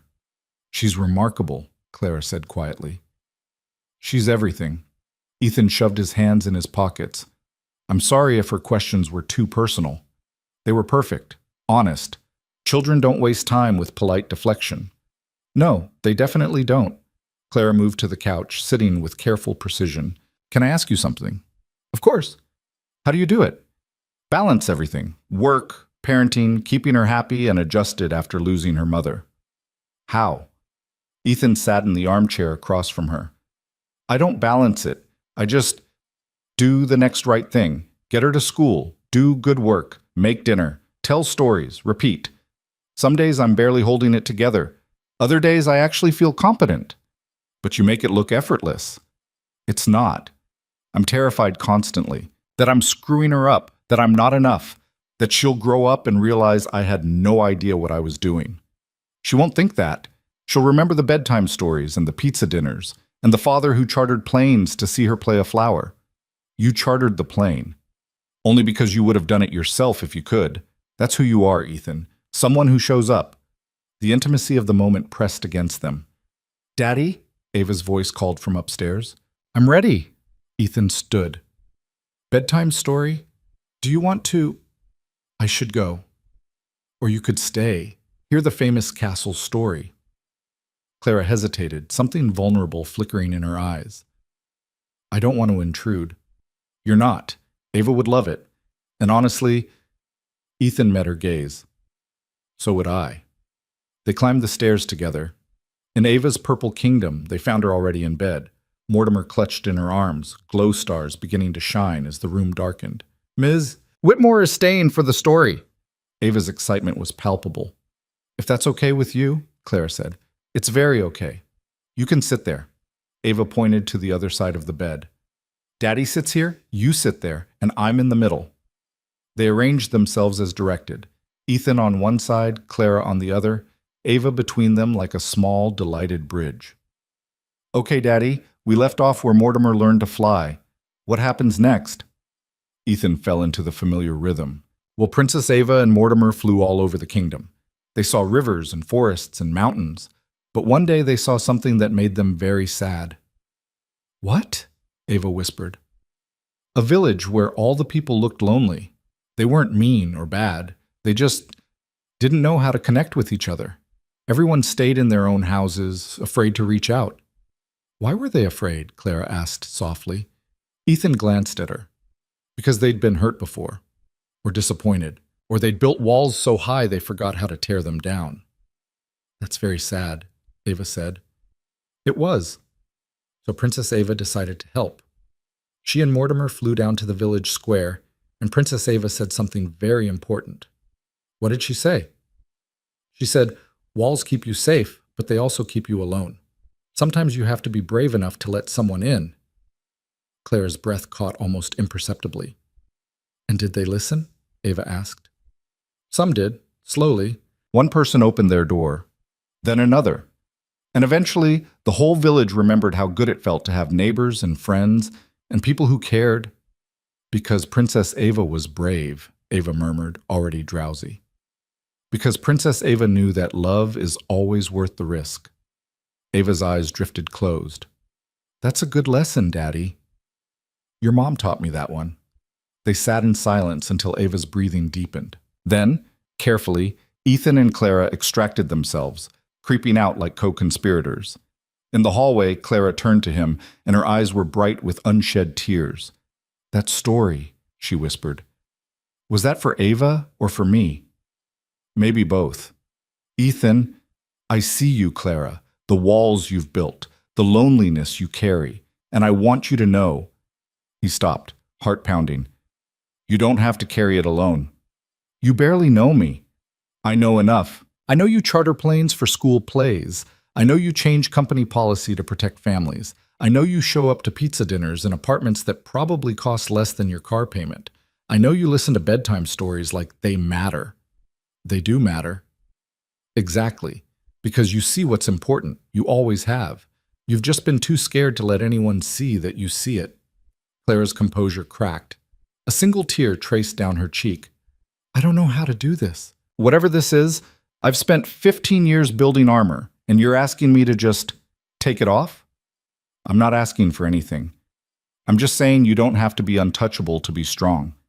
You can be human and still be extraordinary. She closed her eyes. When she opened them, something had shifted. The Chicago trip. When I said I wanted to join you, it wasn't about the Hendricks account. I know. You know? Clara, you don't reorganize your entire schedule for 2 weeks because of portfolio transitions. You do it because you want to be there. With us. Is that crazy? Probably, but I think I'm a little crazy too, because I want you there. The confession hung between them, fragile and profound. I should go, Clara said, but she didn't move. You should, Ethan agreed, but he didn't step back. They stood in the narrow hallway, close enough to touch, neither quite willing to cross that final distance. Finally, Clara reached out, her hand finding his. The touch was electric, terrifying, absolutely right. June 15th, she said. Chicago, 2 weeks. 2 weeks. We'll figure out what this is. Together. She squeezed his hand once, then let go, moving toward the stairs. At the top, she paused. Thank you for dinner, and for the story, and for... She smiled, small and genuine. For seeing me. Always. After she left, Ethan stood in his quiet apartment, his hand still tingling from her touch. and realized that somewhere between a mistaken text message and a bedtime story, everything had changed. The walls were coming down, and he was terrified and exhilarated in equal measure. June 15th arrived with unexpected heat and the particular chaos of last-minute travel preparations. Ava bounced around the apartment at 6 a.m., packing and repacking her small suitcase with the intensity of someone preparing for a moon mission. "Do I need 3 stuffed animals or 4?" she asked seriously. "How about 2 and some books? But what if I get lonely at night?" "Then you call me. I'll be right down the hall." "Promise?" "Promise, princess." They met Clara at the airport at 9. She stood near the check-in counter, dressed in traveling clothes that somehow still looked boardroom-ready, managing to look both professional and approachable. Ava ran to her immediately. "Ms. Whitmore, we're going to Chicago." "We are. Are you excited?" "Very excited. Daddy says there's an aquarium with beluga whales." "There is. We should definitely visit. Will you come with us?" Clara glanced at Ethan, something warm in her expression. "If you'd like me to." "I would like that very much." The flight was smooth, Ava wedged between them, narrating her observations about clouds and wing mechanics and why the flight attendant's cart was very inefficient for narrow aisles. Clara engaged with every question, never condescending, treating Ava's curiosity with the same respect she'd give a colleague's presentation. "You're good with her," Ethan said quietly while Ava was distracted by the in-flight magazine. "She's easy to be good with. She's curious and kind, like her father." The compliment settled warmly in Ethan's chest. The Palmer House Hilton greeted them with its familiar elegance. The concierge had arranged adjoining suites, one for Ethan and Ava, one for Clara, connected by an internal door that could remain open or closed as needed. "This is fancy," Ava breathed, taking in the high ceilings and elaborate furnishings. "Are we rich now?" Ethan laughed. "No, sweetheart, this is temporary. But we could pretend, right?" "Absolutely." The first week fell into unexpected rhythm. Mornings, Ethan dropped Ava at the hotel's children's program, a bright, cheerful space with activities and supervision. Days, he worked with the Hendricks team on portfolio transition details, numbers and projections bleeding into strategy sessions. Evenings, he collected Ava, and they explored Chicago together. The Children's Museum, Navy Pier, Millennium Park, where Ava shrieked with delight at her reflection in the Cloudgate sculpture. "Daddy, look, I'm bendy." "Very bendy, princess. Can we take a picture for Ms. Whitmore?" They sent it that night, Ava making silly faces at her warped reflection, caption reading, "Chicago is weird and wonderful." Clara's response came immediately. The best kind of wonderful. "Save some weirdness for when I arrive Sunday." Sunday evening, Clara checked into her adjoining suite with minimal fanfare. Ethan heard her moving around through the connecting door, the efficient sounds of someone who traveled frequently. A knock. He opened the door to find Clara in comfortable clothes, yoga pants, soft t-shirt, hair loose around her shoulders. She looked younger, vulnerable, entirely unlike the CEO from the 35th floor. "Hi," she said. "Hi, good flight?" "Uneventful. Is Ava asleep?" "Just barely. She fought it because she wanted to see you." Something in Clara's expression melted. "Can I?" "Of course." They moved quietly into Ava's room.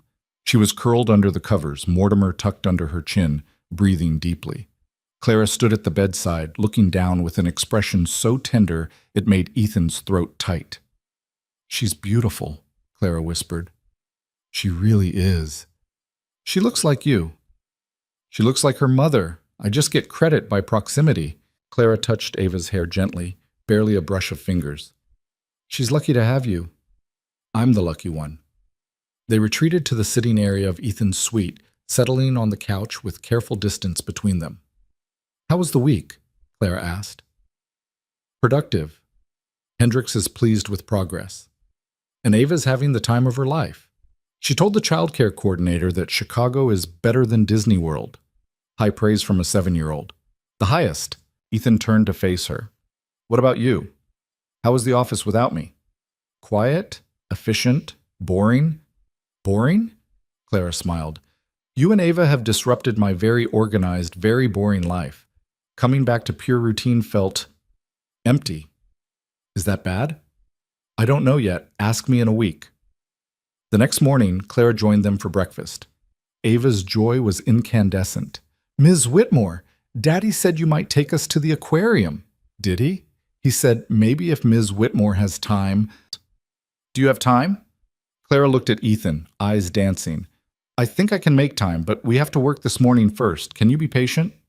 I'm very good at patient. Mrs. Patterson says I'm the most patient in the whole second grade. Then it's a deal. Work until 1, aquarium after. The morning meetings were intense.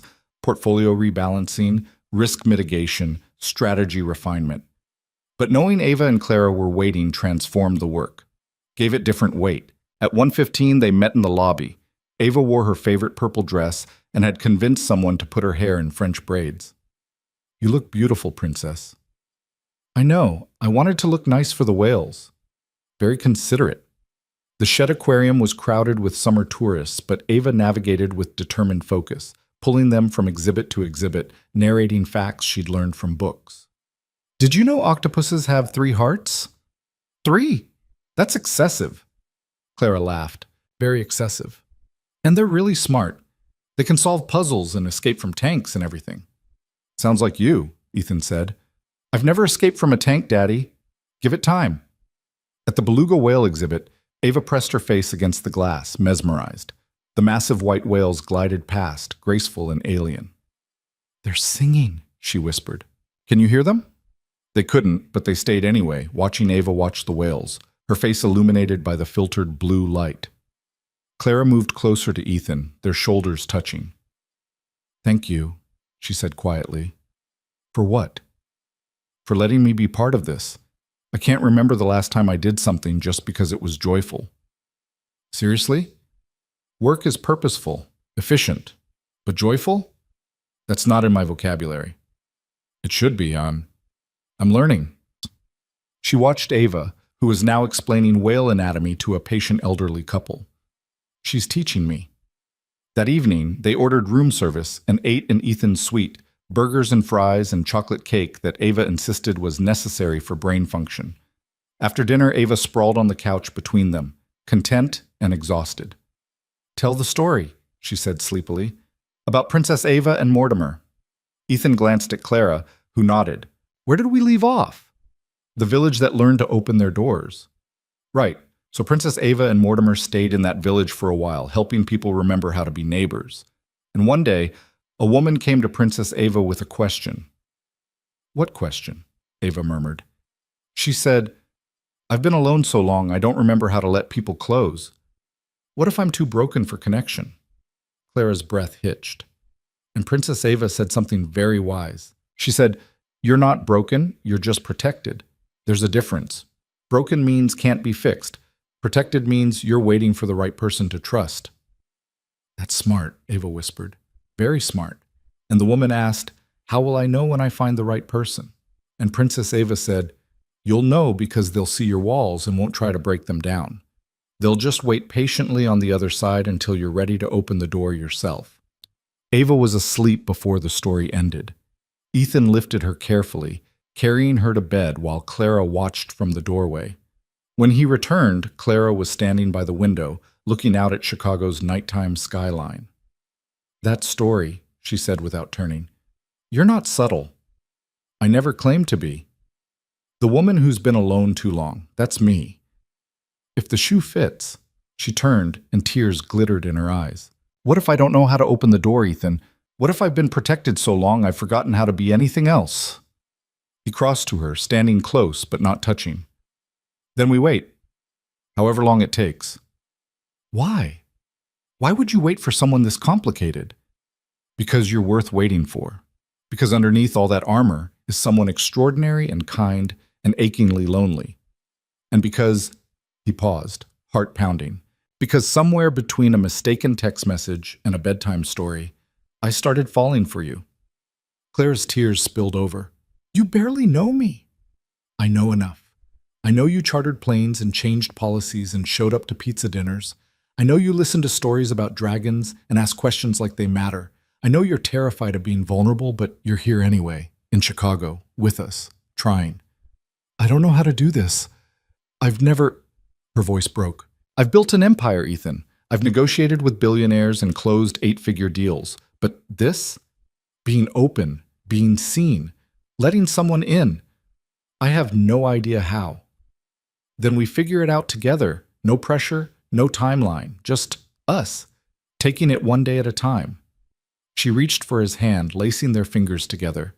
The touch was becoming familiar, necessary. I'm scared, she whispered. Me too. But you're doing it anyway. Because you're worth being scared for. Clara looked up at him, and in her gray eyes, Ethan saw the walls beginning to crack, light filtering through the fractures. One day at a time, she repeated. One day at a time. She leaned forward, resting her forehead against his chest. He wrapped his arms around her, and they stood there in the dim hotel suite, holding each other while Chicago sparkled outside. I need to tell you something, Clara said against his shirt. Okay. That text message, the one you sent by mistake. Yeah? I read it 17 times that night, memorized every word, because it was the most beautiful thing anyone had ever sent, even though it wasn't meant for me. She pulled back, looking up at him. And I remember thinking, what would it be like to be loved like that? To be someone's princess? To have someone say, I love you more than the stars and mean it? Ethan's heart was pounding so hard, he was certain she could feel it. And now? He asked. Now I'm terrified I might find out. And even more terrified I might not. He cupped her face gently, thumbs brushing away tears. Clara! A sound from Ava's room, a whimper, the beginning of a nightmare. They broke apart instantly. Ethan moved to Ava's door, finding her thrashing slightly, caught in bad dreams. Shh, princess, Daddy's here. Her eyes flew open, disoriented and scared. Daddy? Right here, sweetheart. I dreamed you couldn't find me. We were in the big aquarium and there were too many people and you disappeared. I'm here. I'll always find you. He smoothed her hair. Want me to stay until you fall back asleep? And Miss Whitmore? What? Can she stay too? Like the story. So I'm not alone. Ethan glanced at Clara, who'd appeared in the doorway. I'd be happy to, Clara said softly. They arranged themselves on either side of Ava's bed, like they had at home. Ava grabbed both their hands, creating a small circuit of connection. Tell me the ending, she murmured, of the princess and the woman who forgot how to open doors. Ethan looked at Clara across Ava's small form. The woman was very brave. She'd spent years building walls to keep herself safe, but then she met a princess who taught her that safety and connection didn't have to be opposites. That sometimes the bravest thing you can do is let someone see the real you. And did she? Ava's eyes were already closing. She did, slowly, one day at a time, and she discovered that being seen wasn't as scary as being alone forever. That's a good ending. The best kind. Ava fell asleep holding both their hands. Neither Ethan nor Clara moved, sitting in comfortable silence, connected through this child who'd somehow catalyzed everything. She asked if I'd be her mom, Clara whispered. Ethan's breath caught. When? Today. At the aquarium, while you were buying tickets, she asked very seriously if I planned to marry you and become her mom. What did you say? I said, I didn't know what the future held, but I cared about both of you very much. Clara's eyes met his across the bed. Was that okay? It was perfect. She said that was good enough for now, that sometimes you have to let the story unfold before you know the ending. 7 years old and wiser than most adults. Must be the parenting. They sat in Ava's dark room, holding her hands, stealing glances at each other until their arms went numb and the hour grew late. Then they carefully extracted themselves, tucking Ava in with gentle precision. In the hallway between their suites, Clara paused. Ethan? Yeah? That thing you said, about falling for me. His heart stopped. Yeah? I think... She took a shaky breath. I think maybe I'm falling too. I don't know what to do with that. I've never fallen before. Then we fall together and figure out the landing as we go. She kissed his cheek, brief, gentle, terrifying in its intimacy. One day at a time. One day at a time. She disappeared into her suite, leaving Ethan standing in the hallway, his cheek burning where her lips had touched, his heart doing impossible things in his chest. Somewhere between a mistaken message and a Chicago aquarium, between bedtime stories and adjoining hotel suites, the impossible was becoming possible. The walls were crumbling, and neither of them was running away. The remaining days in Chicago unfolded with a gentleness that felt almost fragile, like they were building something precious from spun glass. Mornings meant coffee in Clara's suite, while Ava ate cereal and recounted her dreams in elaborate detail. Days were split between Hendrix meetings and stolen hours exploring the city. Evenings belonged to the three of them, a temporary family learning each other's rhythms. On their last night before returning home, they sat on Navy Pier as the sun set over Lake Michigan, painting the water in shades of amber and rose. Ava had fallen asleep against Ethan's shoulder, exhausted from a full day at the Museum of Science and Industry. "She's going to miss this," Clara said quietly, watching the lights begin to twinkle along the pier. "Chicago? This, us, the three of us together like this." Ethan shifted carefully, trying not to wake Ava. "Does it have to end when we go home? Doesn't it? We go back to reality. You to your apartment, me to my penthouse, back to boss and employee, 35th floor and 33rd floor. Or we don't." Clara turned to look at him, something vulnerable in her expression. "Ethan, I'm not asking for labels or promises. I'm just saying this doesn't have to be a Chicago thing. It can be a life thing, if you want it to be. What about Ava? What we tell people? The complications at work? We figure it out, like we've been figuring everything else out. One day at a time, remember?" Clara looked down at her hands. "I'm not good at this. At being part of something. I've been alone by choice for so long, I don't know how to be anything else. You've been part of something for 2 weeks now, and you've been pretty excellent at it. 2 weeks in a hotel in another city is different from real life with real stakes. Then let's make real life better." Ethan reached for her hand, lacing their fingers together. "Let me take you to dinner next Friday. A real date.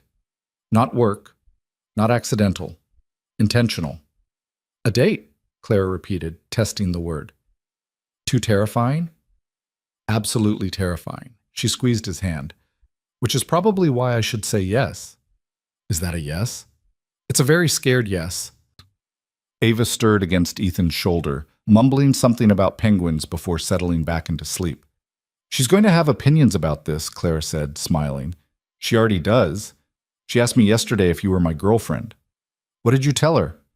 "I told her that grown-up relationships are complicated and we were figuring things out together." "And her response?" "She said, that's what people say when the answer is yes, but they're too scared to admit it." Clara laughed softly. "She's terrifyingly perceptive. She gets it from her mother." Ethan paused. "Sarah would have liked you." The statement hung between them, weighted with significance. "You've never talked about her." "Not really," Clara said carefully. "It's hard, even after 3 years." "Tell me about her, if you want to." Ethan was quiet for a long moment, watching the lights dance on the water. "She was a kindergarten teacher. Loved children, obviously. Had this way of making everyone feel seen and important. She could walk into a room and just make it brighter. She sounds wonderful." She was. And when she got sick, ovarian cancer, stage 4 by the time they found it, she fought so hard. Not for herself, for Ava. She held on 6 months longer than the doctors predicted because she couldn't bear to leave her baby girl. Clara's grip on his hand tightened. "The night she died, she made me promise something." Ethan's voice roughened. She said, "Don't let grief make you small. Don't let it convince you that this is all the love you get. Ava deserves a full life, and so do you." Wise woman. The wisest. And I've tried, Clara. I've tried to build a good life for Ava, to be present, to be enough. But I haven't let anyone in. Not really, because letting someone in felt like betrayal. And now? Now I'm starting to think maybe Sarah was right. Maybe love isn't finite. Maybe opening my heart to someone new doesn't diminish what I had with her. Maybe it honors it. Clara was crying quietly, tears sliding down her cheeks in the fading light.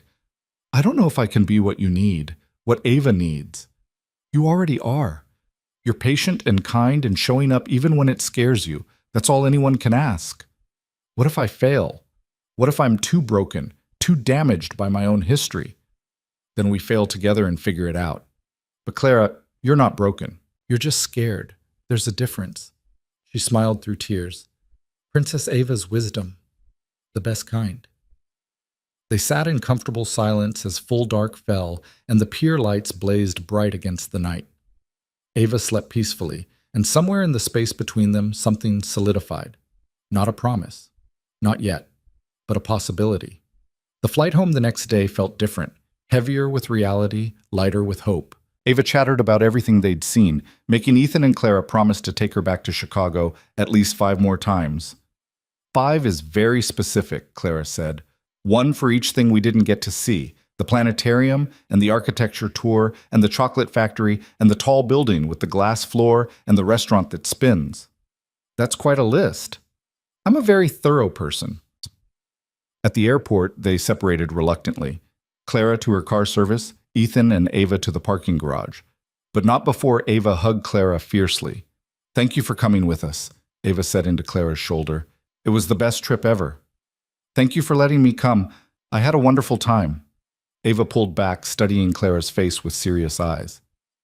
Are you coming to dinner next week? Clara glanced at Ethan, who nodded encouragingly. I am. Friday night. Is that okay with you? It's very okay. Can we have tacos? Daddy makes really good tacos. Then tacos it is. In the car on the way home, Ava was uncharacteristically quiet. Ethan glanced in the rearview mirror. What are you thinking about, Princess? Miss Whitmore. What about her? Do you love her? The question was so direct, so completely Ava, that Ethan nearly swerved. That's a very big question, sweetheart. But do you? I care about her very much, and I think maybe, with time, it could become love. How would you feel about that? Ava was quiet, thinking. Would she be like Mom? No one could be like Mom. Mom was special and unique and irreplaceable. But she could be different, special? Exactly. Different, special. Okay. Ava nodded decisively. I think that's good. Mom wouldn't want us to be sad forever. How did you get so wise? I don't know. It just happens sometimes. That week back at the office was strange. Ethan and Clara maintained professional distance during work hours. Separate meetings, formal emails, no lingering in hallways. But everyone noticed something had shifted. The way Clara's face softened when Ethan entered a conference room. The way his presentation style had gained confidence, certainty. Marcus cornered him Wednesday afternoon. So you and Miss Whitmore are colleagues who went to Chicago together with your daughter. It was a business trip. Well, business trips don't usually include the aquarium, Ethan sighed. Marcus, I'm not judging. Actually, I think it's kind of great. She's been different since you started working closely with her. More human. She was always human. You know what I mean. Less ice queen, more actual person. Marcus grinned. Just don't break her heart. She could destroy your career with a memo. Noted. Friday arrived with unexpected nervousness. Ethan changed shirts 3 times, earning an eye roll from Ava. Daddy, it's just Ms. Whitmore. I know. So why are you being weird? Because this is our first official date. That's different from Chicago. It's still just dinner with tacos that you're very good at making. When did you become the voice of reason in this family? Someone has to be.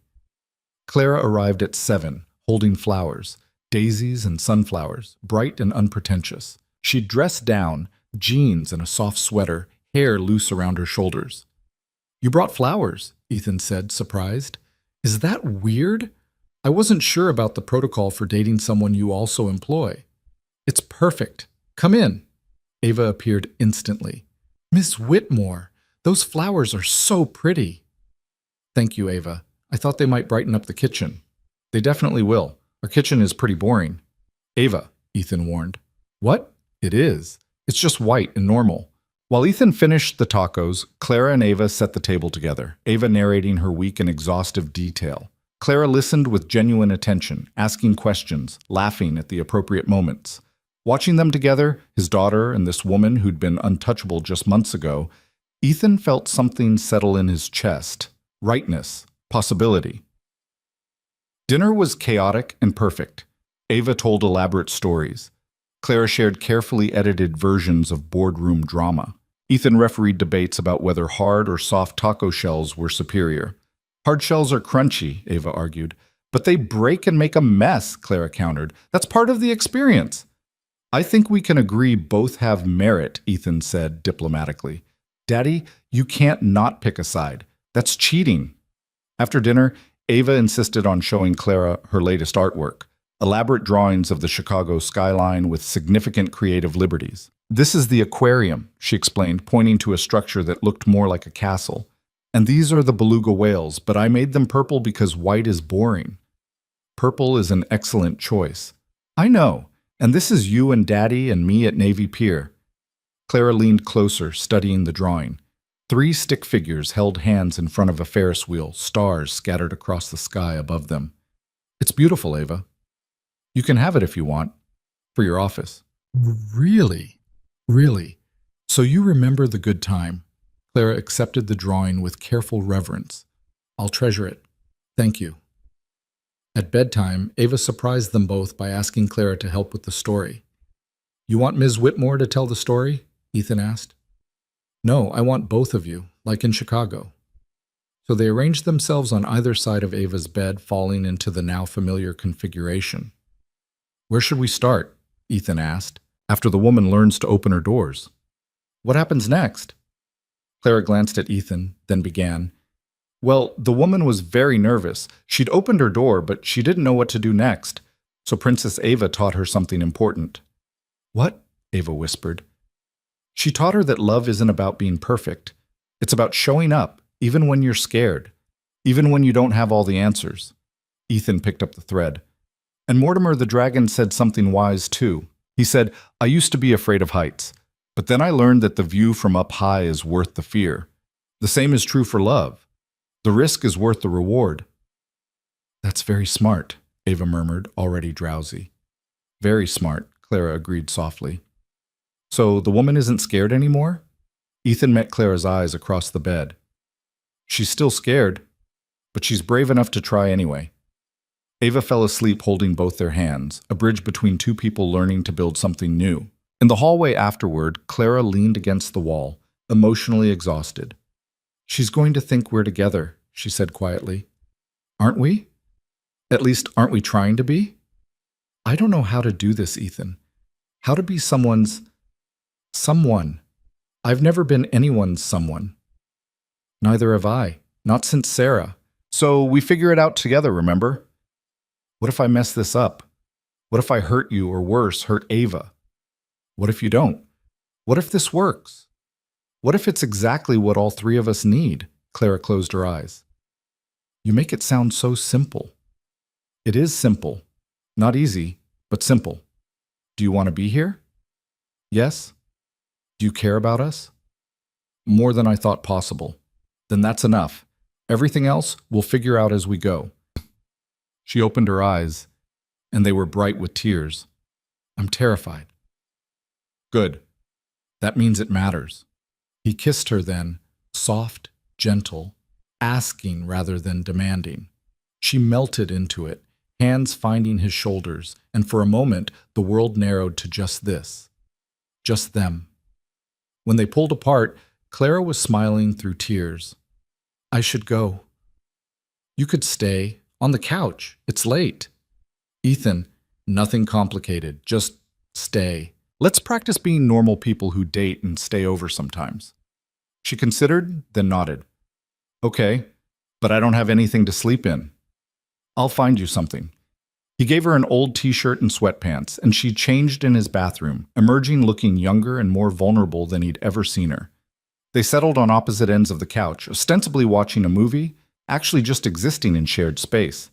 Clara fell asleep first, head tilted at an uncomfortable angle. Ethan grabbed a blanket, covering her gently. She stirred, eyes fluttering open. Sorry. Didn't mean to fall asleep. Don't apologize. You looked peaceful. I don't remember the last time I felt peaceful. She shifted, making room. Sit with me? He sat, and she curled against him, head on his shoulder, the same way Ava often did. They sat in comfortable silence, watching credits roll on a movie neither had actually watched. Ethan? Yeah? Thank you for being patient with me, for not pushing. I told you however long it takes. What if it takes forever? Then I guess we have forever to figure it out. She tilted her head up, and in her gray eyes, he saw the walls crumbling just a little more. I think I could fall in love with you, if I let myself. Then let yourself. It's not that simple. Why not? Because she sat up, putting careful distance between them. Because there's something you don't know about why I am the way I am. Okay, tell me. Clara stood, moving to the window. My mother was an investment banker, brilliant, successful, completely consumed by work. She missed every school play, every recital, every birthday. And my father, he tried. He really did. But he was lonely, and eventually he left. I'm sorry. I was 12, and I remember thinking, if my mother had just been present, just shown up once in a while, maybe he would have stayed. Maybe our family wouldn't have fallen apart. Clara, that wasn't your fault. I know that logically, but emotionally, I promised myself I'd never be like her. I'd never let work consume me so completely that I lost everything else. She turned to face him. And then I built a company, became exactly what I swore I wouldn't be. And I told myself it was fine because I didn't have anyone to lose. No husband, no children, no one depending on me. Until now. Until now. Her voice broke. And I'm terrified, Ethan. Terrified I'm going to hurt you and Ava the same way my mother hurt my father and me. That I'll get so consumed by work that I'll forget to show up. That I'll become the villain in someone else's story. Ethan crossed to her, taking her hands. Clara, listen to me. You are not your mother. How do you know? Because you chartered a plane for a school play. Because you changed company policies to support families. Because you're here, right now, having this conversation instead of running away. He squeezed her hands. You're terrified of becoming her, which means you're already completely different. But what if it's not enough? What if I fail anyway? Then we fail together. But I don't think you will. I think you're one of the bravest people I've ever met. And I think love isn't about being perfect. It's about showing up, even when you're scared. Claire's tears spilled over. That's what I said in the story. Because it's true. For the woman in the story and for you. She collapsed into his arms, crying quietly against his chest. He held her, one hand stroking her hair, letting her release years of fear and loneliness and carefully controlled emotion. When she finally pulled back, eyes red and face blotchy, she laughed shakily. I'm a mess. You're beautiful. You're biased. Completely. He wiped her tears gently. Stay tonight. Actually stay. We'll order breakfast in the morning and introduce you to our very chaotic Saturday routine. What's your Saturday routine? Cartoons, pancakes, and whatever adventure Ava decides we're having. Last week it was building a blanket fort. The week before we had an elaborate tea party with all her stuffed animals. That sounds wonderful. It is, and I want you to be part of it, if you want to be. Clara looked at him for a long moment, and he watched the decision happen in her eyes. The walls coming down, the fear being set aside. The choice being made. I want to be, she whispered. I'm still terrified, but I want to try. Then that's enough. They went to bed in separate rooms, Clara on the couch, despite his offer of his bed, but Ethan lay awake, staring at his ceiling, marveling at the impossible thing that was happening. Clara Whitmore, the untouchable CEO, was falling, and he was catching her. Or maybe they were catching each other. Morning came soft and gray, rain pattering against the windows. Ethan woke to find Ava already up, sitting on the couch beside a sleeping Clara, watching her with quiet fascination. She's pretty when she sleeps, Ava whispered as Ethan approached. She's pretty always. Are you going to marry her? Sweetheart, we just started dating. Marriage is way down the road. But you want to, eventually. Maybe. If things work out, would that be okay with you? Ava considered seriously. Would she live here? Probably we'd find a bigger place, somewhere with room for everyone. And I'd have my own room still? Absolutely. And she wouldn't try to replace Mom? Ethan knelt beside the couch. No one could ever replace Mom. Mom is irreplaceable. But Clara could be something different, something new and good. Like a bonus mom? Exactly like that. Okay? Ava nodded. Then yes, it's okay with me, but only if she likes my Saturday adventures. Clara's eyes opened and she smiled sleepily. I already love your Saturday adventures. You were awake. Hard to sleep through such an important conversation. Clara sat up, hair mussed, face soft with sleep. And for the record, Ava, I would never try to replace your mom. She sounds like she was amazing. She was. But I think you're pretty amazing too, in a different way. Thank you. That's the nicest thing anyone said to me in a very long time. They made pancakes together. Ava insisting on chocolate chips, Clara surprisingly competent with a spatula, Ethan managing the chaos. The kitchen became a flour-dusted disaster, and it was absolutely perfect. After breakfast, Ava declared they were building a blanket fort, and both adults were required to participate. They spent 2 hours constructing an elaborate structure involving every blanket in the apartment, held up by chairs and couch cushions and pure determination. Inside the fort, lit by flashlights, they played cards and told stories, and existed in a small world that felt completely separate from reality. This is nice, Clara said quietly, while Ava was distracted by arranging pillows. Yeah? Yeah, I can't remember the last time I just played, without agenda or purpose. Welcome to parenthood, where the purpose is joy and the agenda is whatever a 7-year-old decides. I think I could get used to this. Good, because we're just getting started. That afternoon, the rain stopped and they walked to the park. Ava ran ahead, climbing on playground equipment with fearless enthusiasm, while Ethan and Clara sat on a bench, watching. Can I tell you something? Clara said. Anything. This morning, waking up in your apartment with you and Ava, it's the first time in maybe 15 years I felt like I belonged somewhere. Like I was home. Ethan took her hand. You do belong. Here.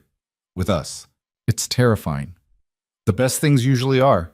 Ava called from the top of the slide, waving frantically. Watch me, Daddy. Ms. Whitmore. Watch.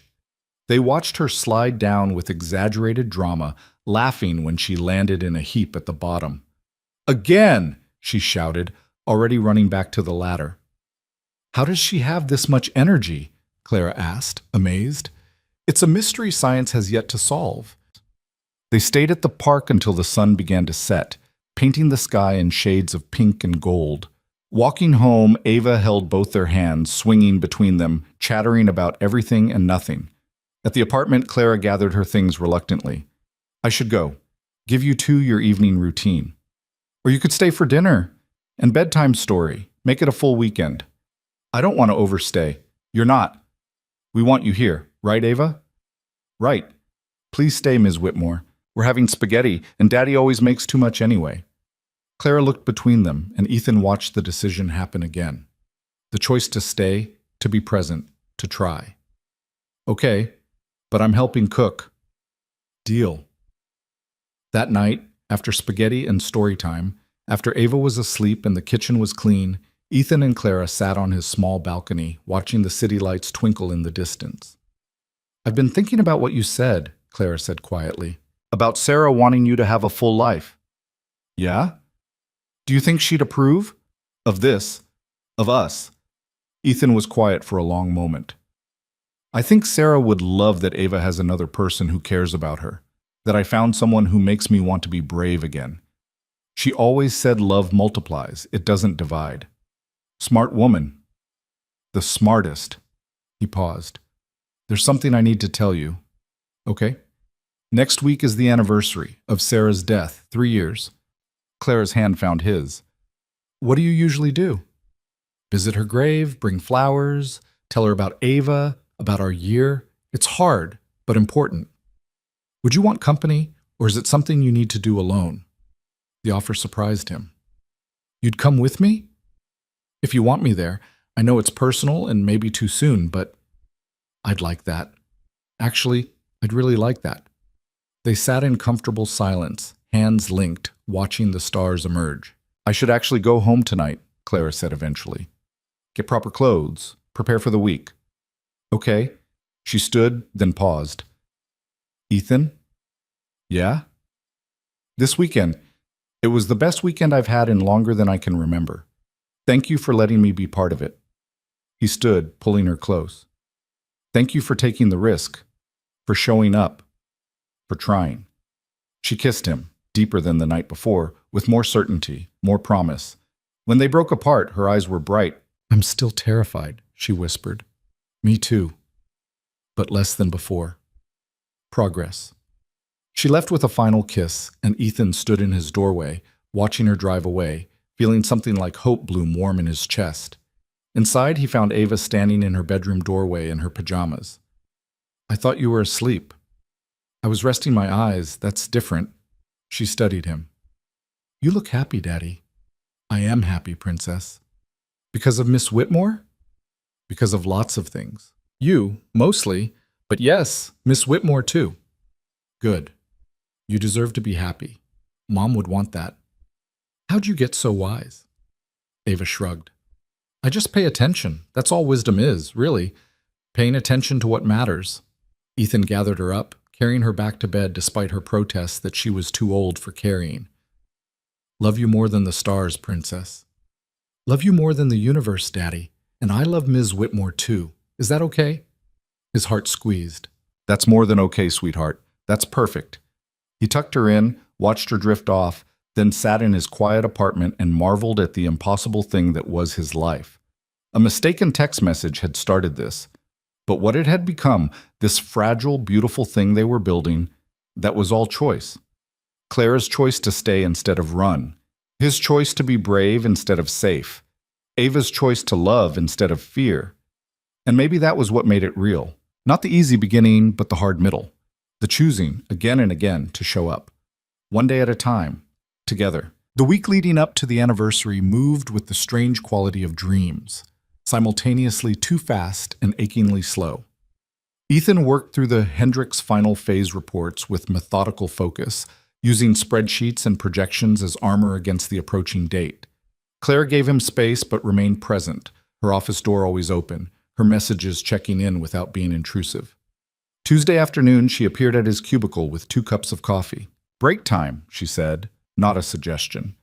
They walked to the small park across from the office building, finding a bench beneath an old oak tree.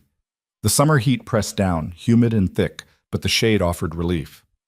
How are you holding up? Clara asked. I'm okay. It gets a little easier each year, but it's never easy. Tell me about her. About Sarah. Not the illness. Before. What was she like? Ethan smiled, something bittersweet. She laughed at everything. Bad jokes, silly puns, Ava's made-up songs. The house was always full of laughter when she was alive. Ava has that same quality, finding joy in small things. She does. Sarah's best gift to her. He sipped his coffee.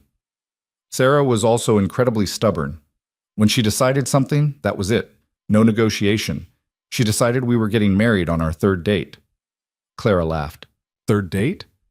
I just said something about how I couldn't imagine my life without her in it, and she looked at me very seriously and said, Good, because we're getting married. Just like that. And you said? I said, okay, because when you know, you know. The implication hung between them, delicate and significant.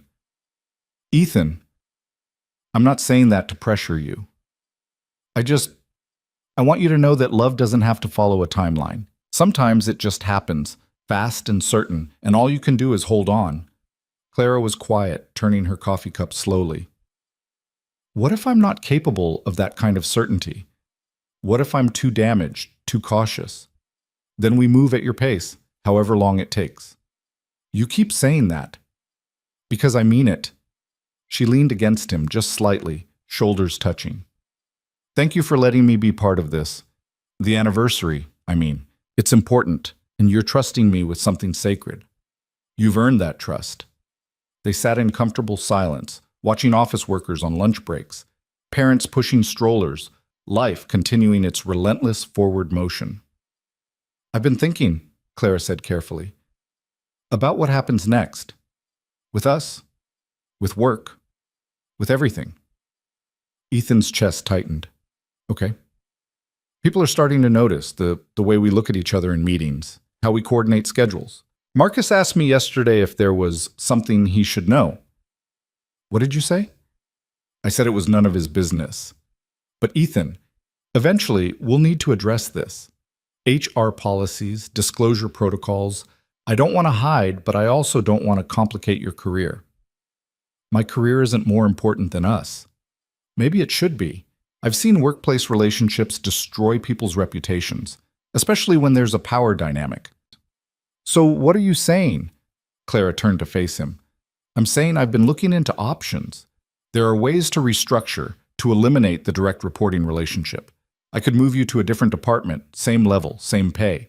Or we could bring in an external manager for your team so I'm not your direct supervisor. You've really thought about this. I think about everything. It's kind of my thing. She smiled, but her eyes were serious. I want to do this right, Ethan. I want us to work, which means protecting both our careers and our relationship. Okay, then we figure it out together, like everything else. One day at a time?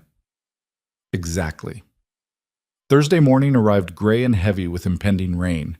Ethan woke early, the weight of the day already pressing down. He lay in bed, staring at the ceiling, remembering 3 years ago. The hospital room. Sarah's final breaths.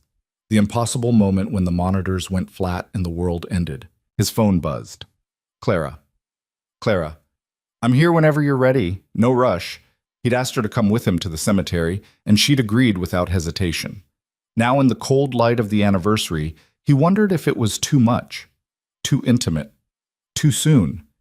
But when he opened his door at 9, Clara stood there in simple black dress, holding white roses, Sarah's favorite flower, and the rightness of her presence overwhelmed him.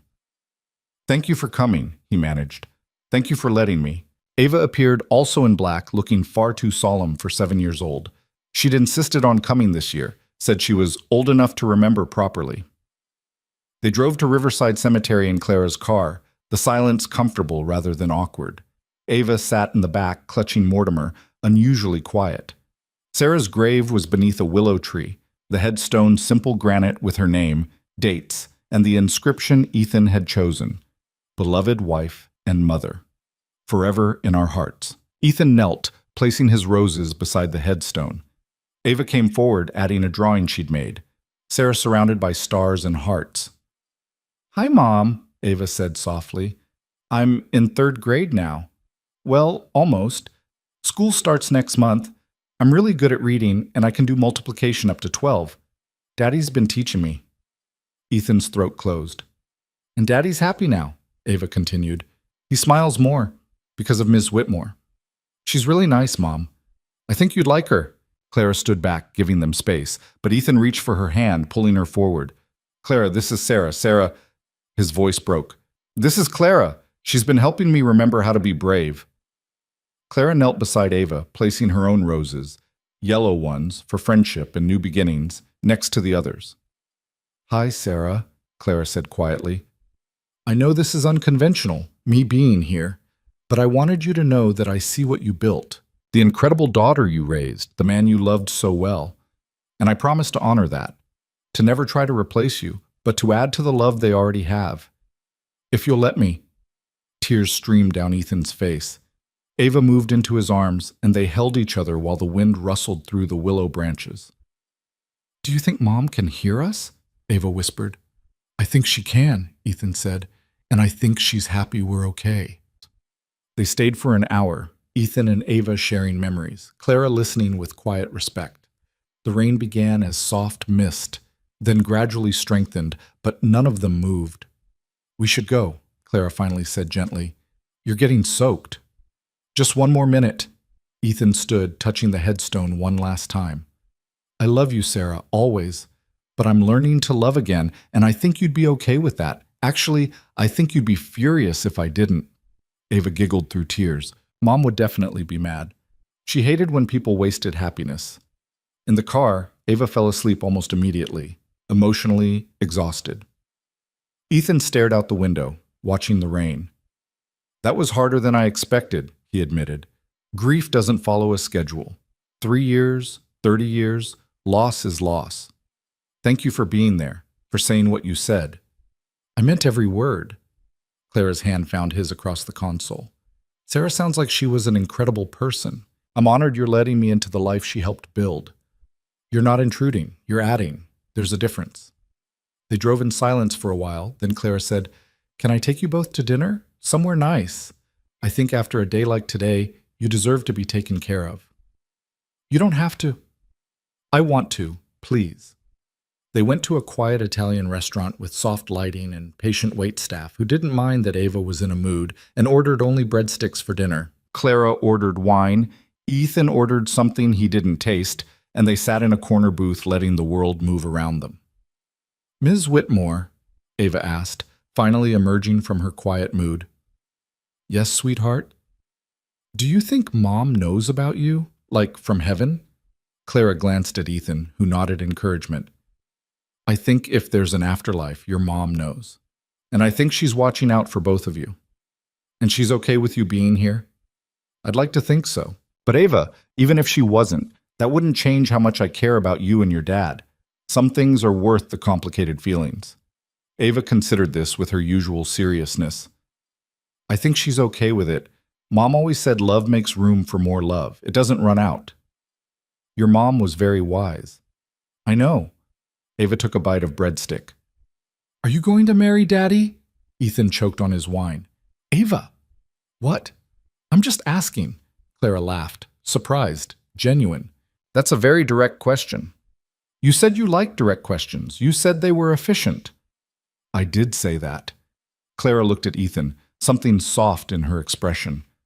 "I don't know about marriage yet, Ava. Your dad and I are still figuring things out, but I care about him very much. And about you. But you want to, eventually." "Ava, that's enough," Ethan said firmly. "I'm just gathering information, Daddy. That's what good analysts do. You taught me that."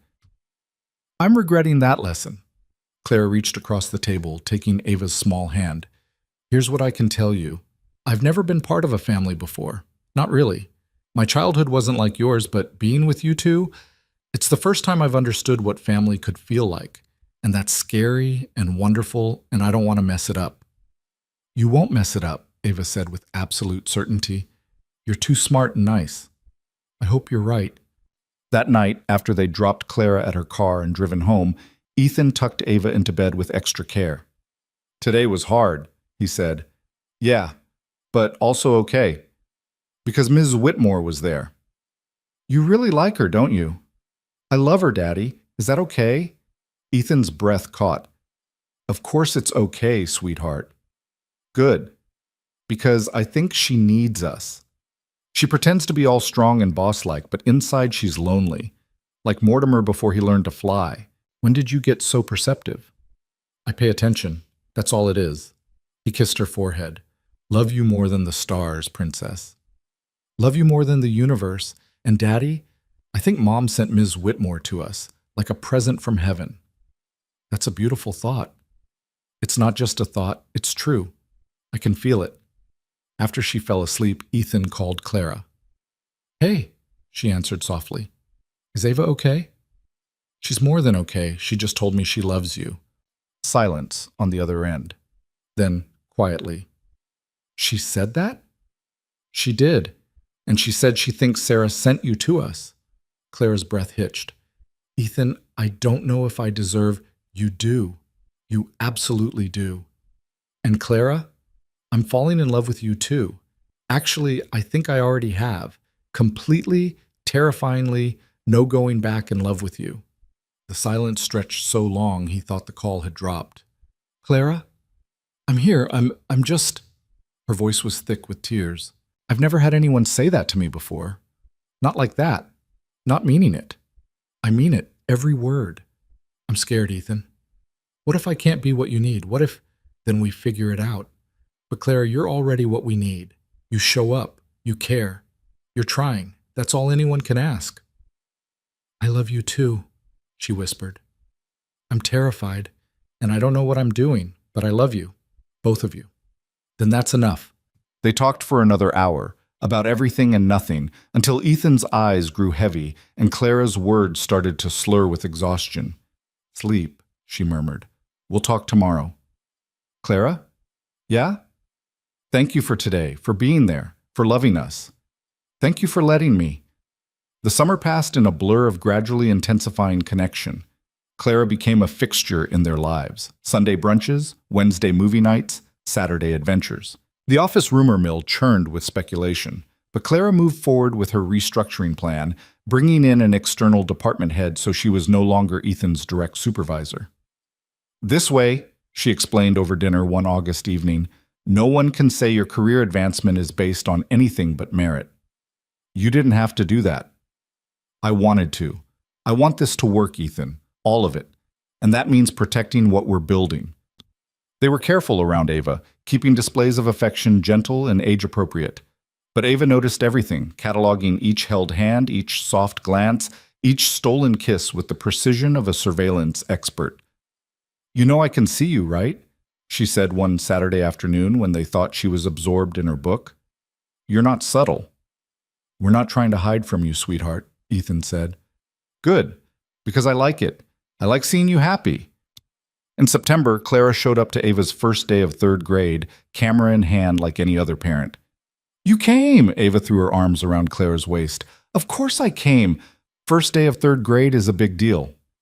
At the school gates, other parents glanced their way. The single dad, the powerful CEO, the child who clearly adored them both. Ethan caught whispers, speculation, but he didn't care. "Ready, princess?" he asked. "Ready, but Daddy?" "Yeah? Can Ms. Whitmore pick me up today? You have that late meeting." Ethan glanced at Clara, who nodded immediately. "I'd love to." "Then yes, sweetheart. Ms. Whitmore will pick you up." "Perfect. Love you both." She ran toward the building without looking back, confident and secure in a way that made Ethan's chest ache with gratitude. "Did she just say, 'love you both'?" Clara asked quietly. "She did. I love her too, so much it scares me." Welcome to parenthood, where everything is terrifying and wonderful simultaneously. That afternoon, Clara picked Ava up from school, and they went for ice cream. When Ethan finished his meeting and called to check in, Ava's laughter echoed through the phone. "We're at the park, Daddy. Miss Whitmore pushed me on the swings, and I went so high I could see the whole world." "Having fun?" "The best fun. Are you coming to meet us?" "On my way now." He found them by the duck pond, feeding bread to eager mallards, Ava narrating facts about duck behavior while Clara listened with genuine fascination. "Did you know ducks can sleep with one eye open?" Ava was saying. "It's called unihemispheric sleep." "I did not know that." "That's very impressive." "I know a lot of impressive facts." Ethan approached quietly, watching this woman who'd been untouchable 9 months ago now sitting cross-legged on the grass, letting Ava teach her about ducks. The transformation was complete, profound, absolutely beautiful. "Daddy," Ava spotted him, "tell Miss Whitmore about the time we saw the baby ducks." They spent the evening at the park, the three of them, watching sunset paint the sky in impossible colors. Ava chased ducks until Clara gently reminded her that harassment, even of waterfowl, was unkind. They got dinner from a food truck and ate sitting on a picnic blanket, Ava wedged between them, perfectly content. "This is my favorite day," Ava announced. "Even better than Chicago?" Clara asked. "Even better, because this isn't vacation. This is real life. And real life with both of you is the best." Walking back to the car, Ava held both their hands, swinging between them. "Can Ms. Whitmore stay over tonight?" she asked. "Ava, for a sleepover.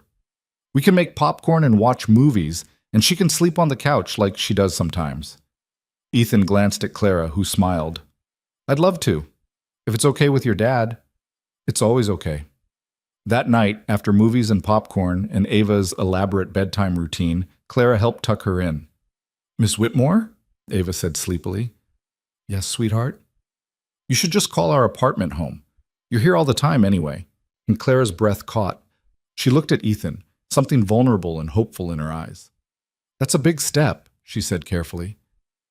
"But a good step," Ava insisted. "Right, Daddy?" "A very good step," Ethan agreed.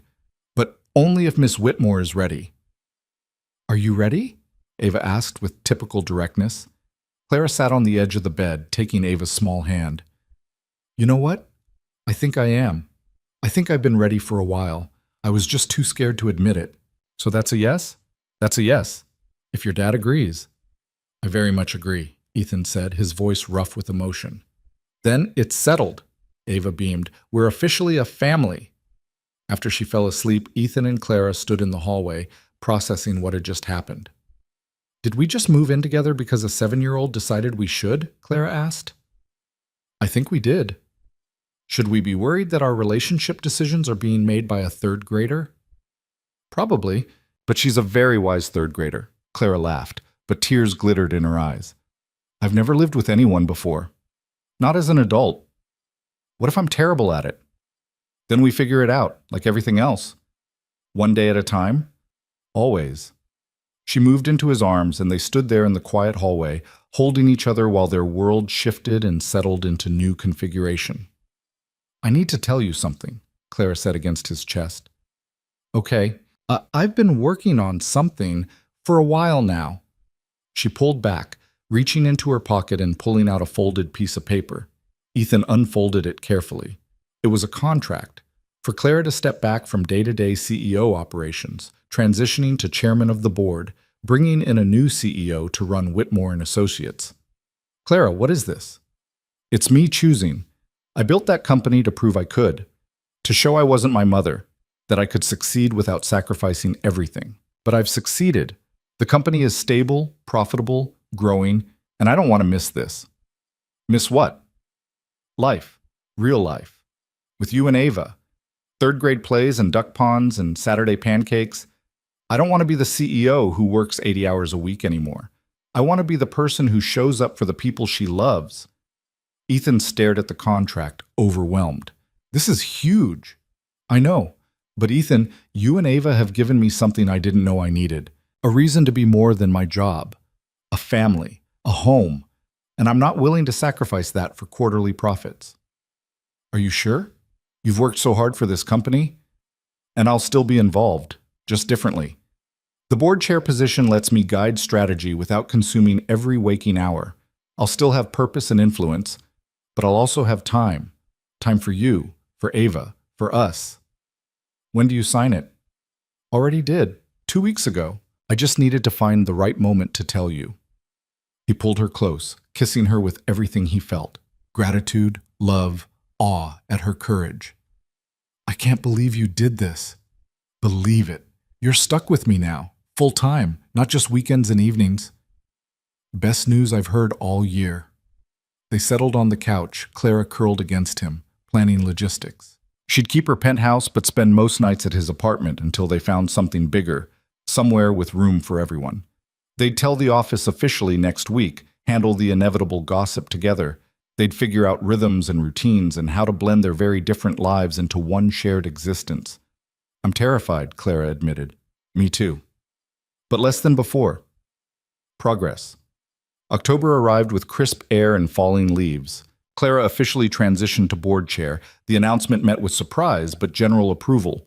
The new CEO was someone Clara had mentored, someone she trusted completely. How does it feel? Ethan asked the first morning she didn't have to rush to the office. Strange. Good. Like I'm finally breathing after holding my breath for 15 years. She started picking Ava up from school regularly, learning the names of Ava's friends, the playground politics, the complex social hierarchy of third graders. She attended parent-teacher conferences and volunteered for the fall festival, and somehow ended up chaperoning a field trip to the Science Museum. How did this become my life? She asked Ethan one evening, laughing as she recounted Ava's friend Emma, interrogating her about whether she was official with Ava's dad. What did you tell her? I said very official. She asked if that meant marriage. I said eventually. Eventually? Clara's eyes met his. Eventually, if you'll have me. Is this a proposal? Not yet, but it's a promise that one is coming, when the time is right. They found a house in November, a 3-bedroom in a quiet neighborhood with good schools and a backyard big enough for Ava's increasingly elaborate outdoor adventures. Clara bought it outright, but insisted Ethan's name go on the deed too. It's our house, not mine, ours. They moved in just before Thanksgiving, the 3 of them packing and unpacking boxes, making decisions about furniture placement and paint colors. Ava claimed the bedroom with the window seat, immediately filling it with books and stuffed animals. This is the best room ever, she declared. I'm glad you like it, sweetheart. And Ms. Whitmore, your room is right next to Daddy's. That's very convenient. Ethan laughed. Subtle, Ava. Very subtle. I'm 8 next month. I understand how this works. That night, after boxes were mostly unpacked and Ava was asleep in her new room, Ethan and Clara stood in their backyard looking up at the stars. We did it, Clara said. We actually built this. Terrified? Completely. But also happier than I've ever been. Me too. She turned to face him, and in the moonlight she looked younger, softer, completely at peace. I need to tell you something. Okay? I used to think I was broken, too damaged for love, too focused on work, too late to change. But you and Ava, you showed me I wasn't broken. I was just waiting. Waiting for what? For you. For this. For a family I didn't know I could have. Ethan pulled her close, breathing in the scent of her shampoo, feeling her heartbeat against his chest. I was waiting too. I just didn't know it. I thought Sarah was my one chance at love, that I'd used up my quota. But love doesn't work like that.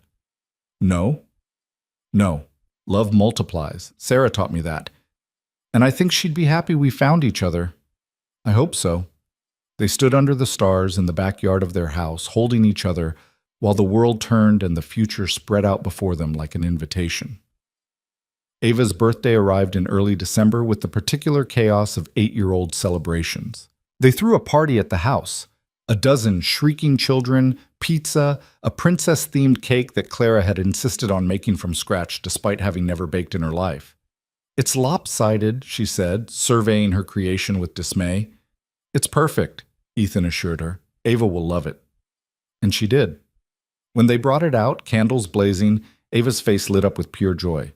Make a wish, princess. She closed her eyes, thinking seriously, then blew out all 8 candles in one breath. The children cheered. Later, after the guests had left and the house was quiet again, Ava sat between them on the couch, exhausted and happy. Best birthday ever, she announced. What did you wish for? Claire asked. I can't tell you. It won't come true. Fair enough. But I can tell you it already kind of came true. Yeah? Ethan smiled. How's that? I wished for us to be a real family forever. And we already are. So the wish is just to keep it that way. Clara's eyes filled with tears. She pulled Ava close, kissing the top of her head. I think that's a wish we can definitely make come true. That night, after Ava was asleep, Ethan found Clara in the kitchen, washing dishes with unusual intensity. Hey, what's wrong? Nothing's wrong. Everything's right. That's what's overwhelming. She set down the plate carefully. Ethan, I need to ask you something. Okay. She dried her hands, then reached into her pocket and pulled out a small velvet box. Ethan's breath stopped. I know this is unconventional, Clara said, voice shaking. And I know traditionally the man asks, but I've never been traditional and I don't want to wait. So, she opened the box. Inside was a simple platinum band. Ethan Carter, will you marry me? Will you let me be part of this incredible life you've built? Will you let me be Ava's bonus mom and your partner and the luckiest person in the world? Ethan stared at the ring, at Clara's terrified, hopeful face, and felt something click into place. The final piece of a puzzle he hadn't known he was assembling. Yes, he said, voice rough with emotion. 1,000 times yes. She slipped the ring onto his finger with shaking hands. Then he pulled her into a kiss that tasted like tears and laughter and promise. I have something too, he admitted when they broke apart. What? He went to the bedroom, returning with his own small box. Inside was a delicate diamond ring, elegant and simple. I was going to ask you on Christmas, he said. I've had this for a month, just waiting for the perfect moment. But I think this moment is pretty perfect. You were going to propose? Of course I was. You're it for me, Clara. You and Ava. This life we're building. There's nothing I want more than to make it official. She laughed through tears as he slipped the ring onto her finger. So we're engaged? Apparently we're very engaged. Ava is going to lose her mind. They told her the next morning over pancakes. Ava screamed so loudly the neighbors probably heard, then burst into happy tears. I knew it! I knew you'd get married! Can I be in the wedding? Can I wear a fancy dress? Can Mortimer come? Yes, yes, and we'll see about Mortimer, Ethan said, laughing. When's the wedding? Clara and Ethan exchanged glances. We haven't talked about that yet. Spring, Ava said decisively. Spring is good for weddings. All the flowers are blooming, and it's not too hot, but not too cold. Spring it is, Clara agreed, smiling. They planned the wedding for April, in a small garden ceremony with just close friends and family. Ava appointed herself wedding coordinator, taking the role very seriously, creating elaborate spreadsheets and seating charts. She's terrifyingly good at this, Clara observed one evening, watching Ava color code guest categories. She gets it from you, the organizational obsession. I'm a bad influence, the best influence. The night before the wedding, Ethan found Clara standing in what would soon be their shared bedroom, looking out at the backyard where they'd set up chairs and an arch for the ceremony. Having second thoughts? He asked gently. Not second thoughts, just processing.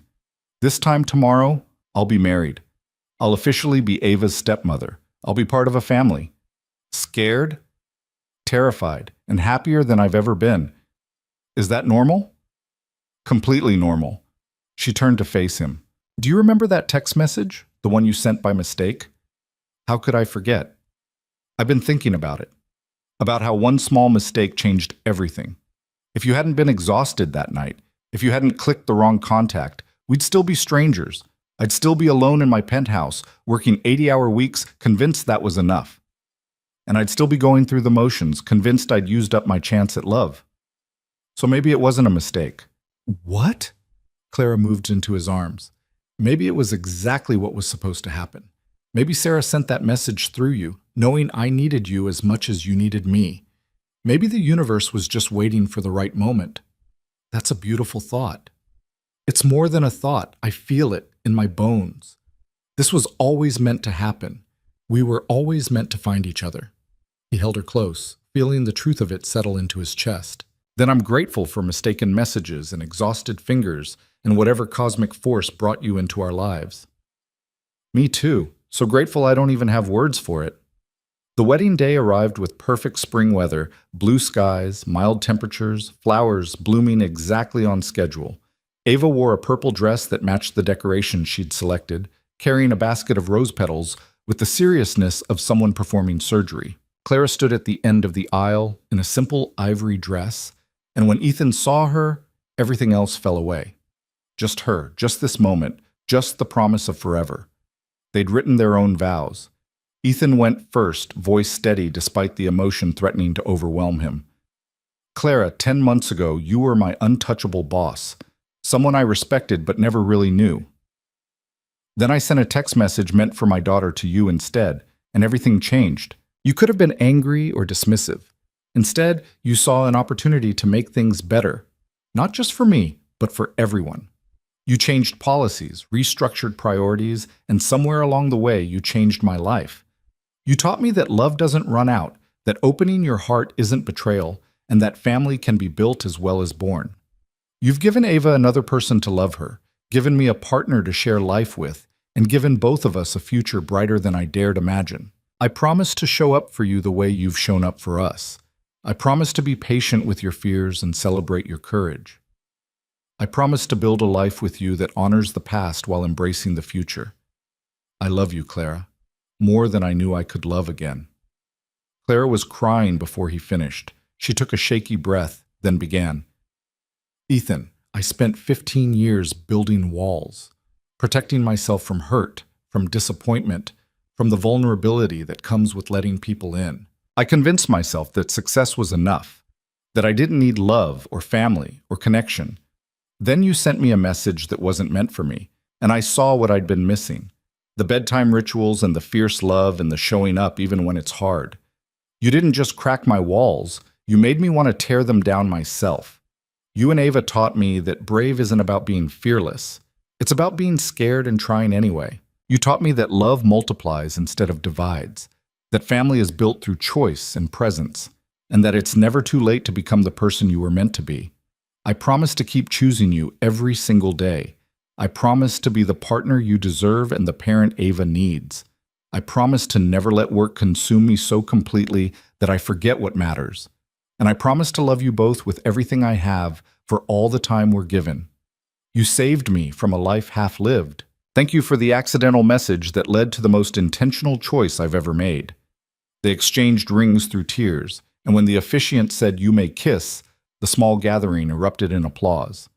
Ava threw rose petals with enthusiastic abandon, covering them both in pink and white. "We did it," she shouted. "We're officially a family." The reception was simple. Dinner in the backyard, toasts from friends, dancing under string lights as the sun set. Ava insisted on a father-daughter dance, then demanded Clara join them, and they swayed together while music played and stars emerged. "This is perfect," Ava whispered, arms around both their waists. "It really is," Clara agreed. Later, after Ava had fallen asleep in her flower girl dress and the guests had departed, Ethan and Clara stood in their backyard, surveying the remnants of the celebration. "We're married," Clara said, testing out the word. "We are." "Having regrets yet?" "Not even a little." She held up her left hand, watching her ring catch the moonlight. "I keep thinking about what Ava said about Sarah sending you to me." "You think she did?" "I think something did. Fate, the universe, Sarah watching from wherever she is. I don't know, but I'm grateful." "Me too." They stood in comfortable silence, hands linked, watching the stars. "Thank you," Clara said softly. "For what?" "For being patient while I figured out how to let you in. For not giving up when I was scared. For letting me be part of this beautiful life you'd built. Thank you for taking the risk, for showing up, for loving us. Always, for the rest of my life." A year later, they stood in the same backyard for Ava's 9th birthday party. The house had filled with life, photos covering the walls, Ava's artwork on the fridge, Clara's books mingling with Ethan's on the shelves. Evidence of a life shared, a family built. Ava blew out her candles, making her wish with the same serious concentration she applied to everything. "What did you wish for this year?" Clara asked later when the guests had left. "Can't tell you, but it already came true anyway." "Yeah?" "Yeah. I wished for you to adopt me. So we're a real family on paper, not just in our hearts." Clara's breath caught. She looked at Ethan, who was smiling through tears. "We were going to ask you about that," he said, "but we wanted to wait until you were ready." "I'm ready. I've been ready. Can we do it?"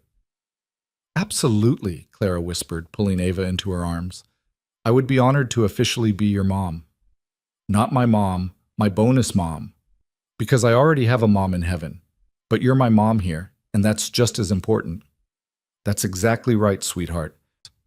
The adoption was finalized in December, a quiet courthouse ceremony followed by celebration at home.